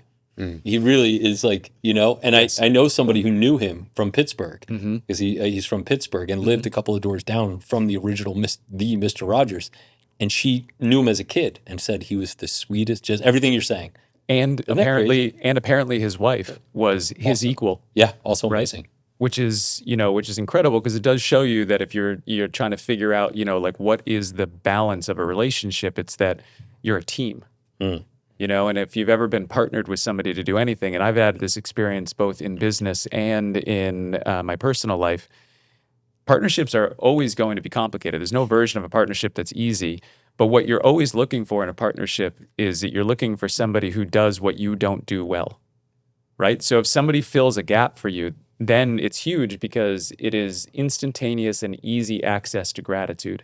Every day you wake up, you're like, God damn, I don't have to do that today because this person's filling the gap for me. This person does something that I don't know how to do, or I don't do well, or it's not an excuse to get lazy, because that person will begin to resent you if you don't understand how to make sure that they feel appreciated on a regular basis for what they're doing for you. But it is your opportunity to be able to have easier access to gratitude. We're in trouble then, because when you think about it, you got Bill and Melinda at the precipice of, computers. Melinda's the yin yang thing. You've got Michaela and Mr. Bezos, Jeff, Mm-hmm. before he dropped her for the other one, and 24-year-olds. actually I've seen a drop in productivity and attentiveness from Amazon. I'm just putting it out there. That tends to happen. Yeah, Yeah. I think he's preoccupied right now. Yeah. And so, yeah, it's crazy. Where is the AI creeper with the wife? And I think they don't exist. I'm trying to think of the AI creators. Where's the rock that's going to make Yeah. that a benevolent process? Yes. And I just see a bunch of low EQ tech bro vacuum creatures that don't relate to humanity. And therefore, how could possibly create a system in which humans could live? That's 100% right. It's scary. So where's the partner? We need that. That's a good one-two combo. Well, I mean, you heard me out there. I'm making a case for trying to figure out how we do that because I think that it's that important. The one thing that, I mean, you've experienced it with us. We talk about this all the time. Even within our organization, we're like, oh man, are we getting a little bit too dude heavy? Like, do we have the influence of a female who's bringing in the energy to make sure that we understand how to keep this thing in balance? Because it's very easy to allow it to tip off the scales in one direction or the other. The fact that you're asking the question means you're probably in a good space. Exactly. That is exactly right. And I think that I feel like I feel uniquely prepared for this moment in the same way that you've described, which is that I feel extremely fortunate that I came home from school every day and I went out in the woods. I feel extremely fortunate that that was what my childhood was. And I feel disappointed in myself that I wasn't able to pull that off for my kids. That was not the experience that my kids had. And it wasn't because I wasn't open to sending them out in the woods. It was because there was no kids in the woods. There wasn't anybody for them to play with. And then by the time they got out there, it was, I would say Dashiell has done a really good job of figuring out how he's created a relationship with nature. He goes to school in Colorado. He's hiking. He's skiing. I'm really proud of the effort that he's putting in.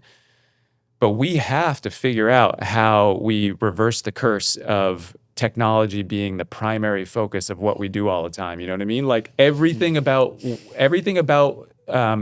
if we all closed our eyes and we described the feelings that we love having, I can almost guarantee you that we would all start to visualize people and relationships and maybe even relationships with nature or something that feels tactile and real, something that you build, something that you do, something that you experience. Even the most mindless stuff, chopping wood with my boys. Whatever. I love chopping wood. Or if you ever shooting trap, that takes a little bit more attention, but like just if you see a tree that's like, 15 inches on diameter and then it needs to come down and all you have is an axe and you just take turns, you and your buddy, and it's going to take you 4 hours and you're going to have blisters and your hands are going to just look like meat. But when you guys get to push that thing over, I know it's like dumb caveman shit, but it's like, I still think about my brother-in-law. We cut down a tree up in Long Lake, New York. It was dumb, but we did it, and it was great. That's what we need more of, that sort of experiential kind of just real stuff. So I think you'll like this. We've talked about it all the time, but when Dashiell decided to go to CU Boulder, I watched this video, and I think that it resonated for me because that he was going to CU Boulder. But the story that was told in this video was that the guy was making a comparison between buffaloes and cows. And so he was saying that buffaloes and cows have this really unique thing in common with each other, which is that they can measure barometric pressure like no other animal. And it's not only that they can measure the barometric pressure like any other animal, but they are so attuned to barometric pressure that they can actually sense what direction storms are coming from. So before we domesticated cows, obviously, but even before buffalo, when they were free to roam wherever they wanted to, what they would do is as a storm would start to come in, cows would recognize well before the storm got there that it was happening and what direction it would come from. And they all, as a herd, would run away from the storm as fast as they could. So these cows would run away. They would exhaust all of the energy that they have trying to get away from the storm. But by the time the storm eventually catches them, they've got to endure the storm with no cache of energy, nothing to be able to, to support themselves. And then even after the storm, have very little that they can do until that energy restores itself. Buffaloes, exactly the same mechanism. They measure barometric pressure. They understand the direction that it's coming from, but as soon as they get that sense, they do the opposite of what cows do. They run right for the storm, and they use all of their stored energy to run through the storm. And then by the time they get to the other side of the storm, they still have enough energy to be able to eat whatever has grown from the storm that just came through, because that is what storms do, is that they replenish an environment and allow things to grow that they didn't have before. It was impactful for me at the time because I was trying to get Dashiell to get ready to go for his next big adventure in his life. And it was an opportunity for me to say to him, like, be a fucking buffalo, Yeah. all Run the to the time. storm. Run into the storm all the time, because I promise you guys, I promise you, you're going to get wet. Mhm. You know what I mean? There's Yeah. no version of your life where you're not going to endure storms. I've never met a person that hasn't. And in fact, the more decades you've lived, the more shit sandwiches you've eaten. That seems like that's just the way that it goes, right? Oh yeah. But for sure, the people who I know who build the endurance to run into those storms, that they are looking for challenges that they're scared of, something that is intimidating to them, something that they don't know if they can do, but they're going to give it a try anyways. Whatever that is, those people learn the skills to be able to make sure that, either they don't see as many storms that catch them off guard, or they are so well attuned to how to deal with storms that when one hits them, they're like, yeah, no big deal. I'm cool.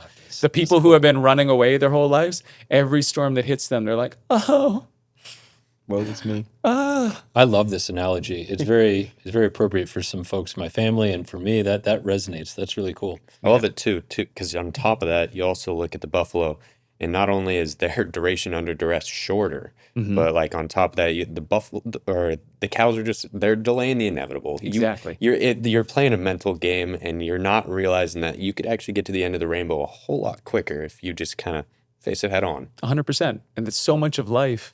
One of them feels like a choice. The other one feels like a delayed choice. Yeah. And the other also too. When you choose to run, that is you are an active participant in your destiny. And if you decide to flee, like you said, you're going to get wet, and you're more inclined to blame the situation or blame everything else. But I just found that most people who run into that sort of situation fare better. Yeah. It's on their terms in a way too. Yeah. After so I essentially, for pretty close to 3 years now, like almost literally locked myself into an office and just worked on trying to figure out if I could understand the depth of my mind, so that I could try to figure out whether there was a way to articulate how I could unravel things that are working for me that might also be able to work for other people. And the two things that became extremely obvious about the weaknesses of my own mind was that, number one weakness that I had and still have and still work on it on a daily basis is that if I believe that anybody else is responsible for the outcomes of my life, that is a series of weaknesses that I'm bringing into my mind that are an endless trap that I cannot get out of. Until I take 100% complete and total accountability for every result in my life, I am trapped as the victim of someone else. Interesting. That's how you feel? It just, Or that's how you believe it is? I believe that's how it is. It doesn't mean that I believe that it necessarily is 100% how it is for everyone else, but I am 100% sure that that is true for me. And I believe that I'm equal to all of the people, which means that there's a very high likelihood that that's true for most, if not the majority of people. Do you read you seem like you might read like Stoicism and the Stoics. How does that, or maybe you don't know, like how does that jive with the idea of just responding to a situation, or like that Buddhist idea of being, a recipient rather than trying to control the situation? Well, I Or definitely maybe don't- I misunderstood. Yeah, no. So I definitely don't think that that I create every situation or am in control of every outcome. Okay. What I think is that that I am responsible for the consequence of every outcome that happens in my life. So if something happens that I don't like, it was because I made a choice somewhere along the way that allowed me to be put in a situation that would allow that to happen. Okay, So now I get it. It's like a butterfly effect in reverse. let me put this in like reverse really engineer how you got there. Yeah, really simple terms. Like if you're in a monogamous long-term relationship, right, and that is something that's important to you, that you want that to be something that you're committed to, then probably don't go to bars. Interesting. You know what I'm saying? Like, Yeah. like Yeah. plenty of people can go to bars and still be in a monogamous relationship. It's not like that's a hard and fast rule that you can't do it. Right. I'm just saying, if you're extremely committed to the idea that that's something that you want, don't put yourself in an environment that tempts you to have a result that's opposite of that. Give yourself permission to understand that you've got to give to get. You've got to give up something that maybe is appealing to you to go have a really great night so that you get something that is long-term monogamy that is unapproachable by anyone because you don't put yourself in a situation where you can be approached. Now, That's why Mike Pence never was in a room with a woman. now, I'm just kidding. He said that. Remember, he famously said that. He goes, "I never put myself in alone in a room with a woman." I was like, "Oh, you fucks, you fucks." yeah, okay. So I also want to say that when somebody like that comes out and says something like that, It sort of undermines what you're trying to do here. I don't believe them. I know. Yeah, it's a practical version of that. But then the second one that I would say is that if you're waiting for somebody else to tell you that you're enough, Yep, that's true. you will never feel that way. So it is 100% our responsibility to figure out how we understand that we were given this amazing gift of life. That's so, I know it seems like 8 billion people on Earth is so many people on Earth, and you're just one of those 8 billion people. But you can't even fathom the number of people that could have been born from sperm and eggs that didn't end up on this earth. And if you want to know how we should really be thinking about the fact that you're so unique, is that at any given time, a man is producing hundreds of thousands, if not millions of sperm. There's one egg. And every time somebody was brought into this earth, it wasn't you, Yeah, right? It could have been your brother or your sister who's kind of like you, it's not you. but they're not you. They didn't have your life experience. They didn't have your lived experience. They didn't have all the things that make you exactly who you are sitting around this table right now. And there is nothing and no one that is you. No one. You're a one of one. You are a version of the most unique thing that exists on this planet. And yet every day we wake up and we feel burdened by it. We feel like we got to fit in. we got to do all this stuff. So I tell people who are often like sad, that like to go to the negative, that I said, you do understand that being born is like winning the lotto. Exactly. So you won the lotto. Yeah. Now, if you were born as an untouchable in India, you won like a scratch ticket. Mm-hmm.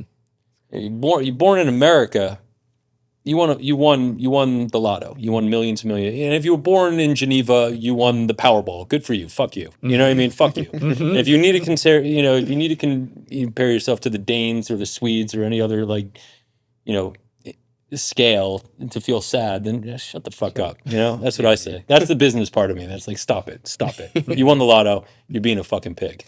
So here's what I think we got to do, guys. I think we got to wake up every day and we got to look at each other and we got to be like, we all won the lottery every day. How do we enjoy each other? How do we figure out how, like, God damn, there are so many things that we can do today that would be amazing. And I'm not saying that every day that we don't wake up, that we don't get burdened and that we don't get bogged down, and like, be there too. Like, be sad if you need to be for a day. If you go through something that's tough, like, live with it. Like, sit with it. Be whatever you need to be, but then come back to the idea that our job is to have purpose. Our job is to wake up every day and to do something that you feel great about yourself, do something that makes you feel great about someone else. And as far as I can tell, and I do not mean to say this, especially to the two of you, I feel much more on a level playing field because of our age together, but I don't mean to say this as if I know this for sure. But in my life so far, the best feeling I have ever had in my entire life, and I've had some really wonderful experiences and wonderful feelings, but the number one feeling that makes me feel great consistently is generosity. The more I'm able to tap into being as generous as I'm capable of being, I have only seen good things come back to me in my life with generosity where I had no expectations or intentions of it meaning anything other than giving me a feeling that feels great right here. And there's no other feeling that I have ever attached myself to that has felt better than that. And there's no results that I have ever gotten back, a return on investment that was higher than seeking that. Doesn't mean that you do it to the point where you become the martyr of your life and you don't have any agency over the way that you If it's an participate. identity, it shouldn't be an identity. But it's an opportunity. It's an opportunity, and people. I travel. It's funny. Meg and I travel all the time. We were in Greece a couple of weeks ago, and we were doing some diving, and we have this joke. Like, she's genuinely lucky. Like, if she were to put a ticket in a raffle, she'll get the cruise. I have never won a fucking thing in my life. I am a natural born loser. You could give me 1,000,000 scratch tickets, they will never fucking pay out. But she calls what I have travel luck. And we joke about it. We're like, oh, Jared's got the best travel luck. Like, if I'm at a concert, like, somebody's gonna be like, hey, you want to go backstage and meet this so-and-so? It happens a lot. Like, it happens like, and it might be my aesthetics. I think that's part of it. It might be my age. But I genuinely believe it's because I walk around with a positive disposition, and there's like a light that I project. I literally try to see it come out of me, where like if I can help somebody with their bag in the airplane, I don't get up early. You'll never see me try to get on like the JetBlue Sapphire. I find all of that to be an absolute comical experiment, and I sit there and I giggle and I watch and I laugh and we have a good time.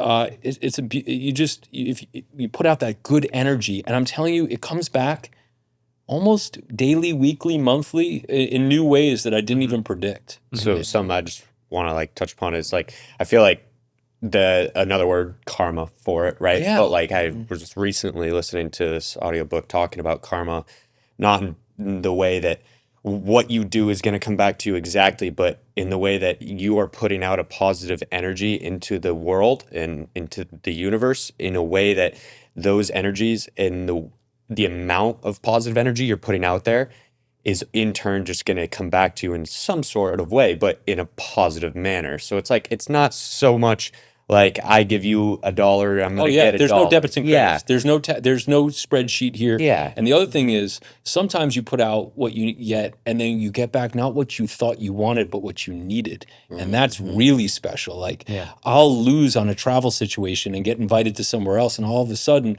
because this didn't work out, we're having dinner somewhere in somebody's grandma's basement, and I had no reason to be there, but just the way that we conducted ourselves as humans put us, Meg and I, there when lots of other folks are somewhere else. Because you're not afraid to fail.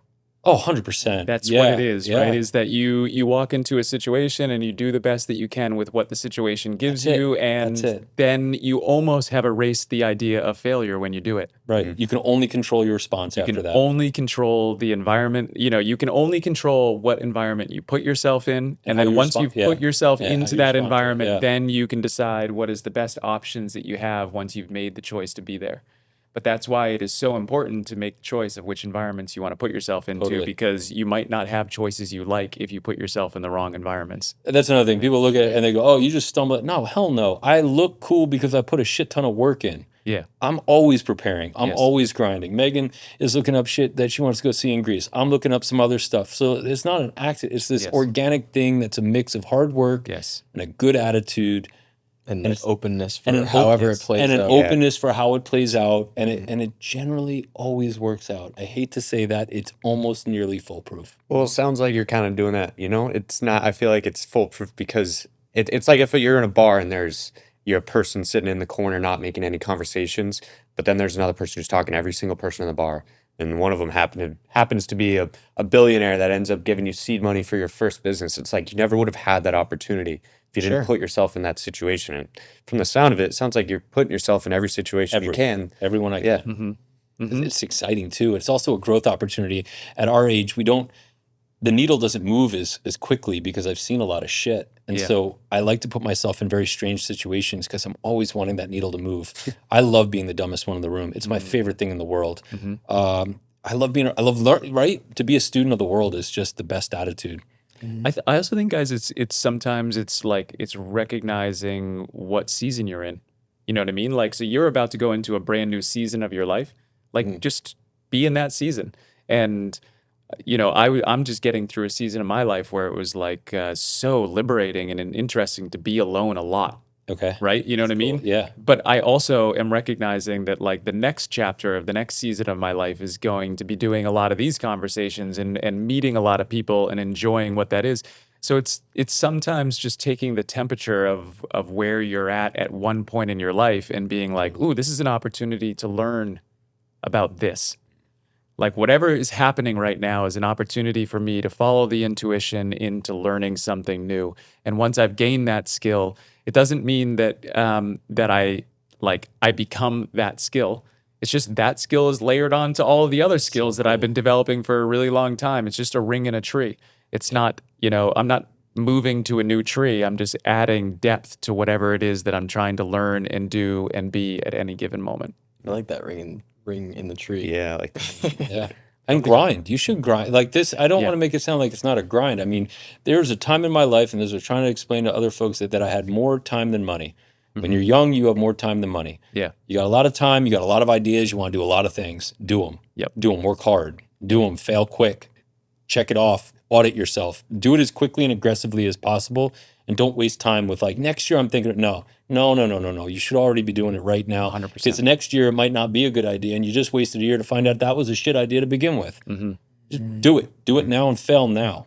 Oliver fail asked next me year. getting onto the elevator yesterday, he was like, how did you, like when we look at all of the layers of how all of this comes together, like how did you do it all? And I was like, 7 days a week for 3 years. Yep. That's how I did it. Like just nonstop, Grinding. brutal grind all the time. And I loved it. It was amazing because you tap into something that you didn't even know you had. It costs you everything. But it also, you gain everything simultaneously, right? So it's like you have to always realize that there's, at any given moment, there's going to be the less you have, the more you have to gain, right? The more you have, the more you have to lose. So you are going to be in a never-ending battle of those two things. So the smartest thing that we can all do is just like be awake. Yeah, you're absolutely knowing what season. I love that. Yeah, because you guys are hungry, and I'm getting excited from your energy. I also I don't like competition, like you're saying the zero sum. That like that's I get so excited. I got my buddies that win, and I get just invigorated by their wins. I hate when people get jealous or petty. Yeah. These are very low value characteristics that I don't associate myself with. I don't even want to be in the same room with those folks because they're toxic. That's great advice for young people. Yeah. Is that if you're putting yourself into a room and you can feel that somebody's creating drama that's unnecessary, think pretty quickly that might be somebody who you want to give less of your time. Your time is a commodity, and you wouldn't make investments with cash into something that you know is going to be a losing investment. So every person you run into, feel free to think of them as an investment of your commodity. And if they are not making good use of your time, feel free to stop your investment at any moment to make sure that you have the equity to be able to invest elsewhere. It's incredibly important that you see it. It is the most important commodity you have. I mean, hands down, there's Time. not a yeah. Wealthiest people in the world can't turn it back. You know what I mean? We get Steve Jobs. What did he buy himself? 3 years? So, gentlemen, I don't know if this will feel crazy to those of you who have never been on the podcast, but I would guess, Oliver, you can tell me, but I'm guessing that we're somewhere at like over 3 hours. We're at 309. 309. So let me just finish with this. On the potential side, every episode that we've done so far this season, we've ended with a similar message in what the potential is. And I would like my potential to be peace. I want to feel at peace. That's what I want for my potential. And I want to join with people who also want to feel that as often as they can. And then I want to bring that feeling to as many people as we possibly can. And I want to make sure that we send a message as far and wide as we possibly can that the future of what we want is peace. That is the only thing worth fighting for, is making sure that we wake up every day and we exist in peace, and that we bring that to anybody who wants to join us.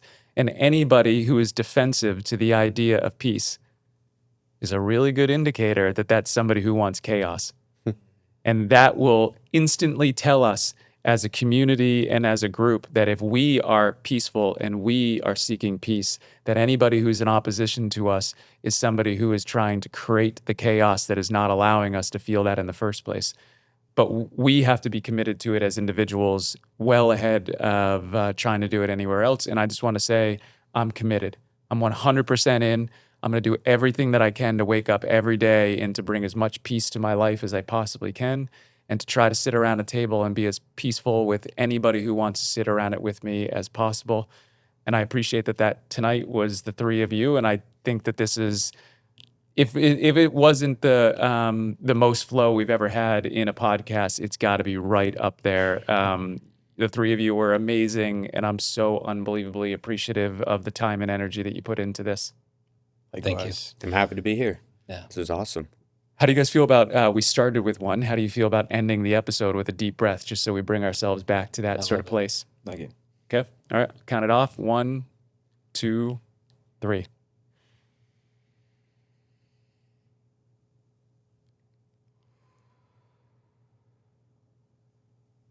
All right, gentlemen. That's a wrap. Nice. There we go.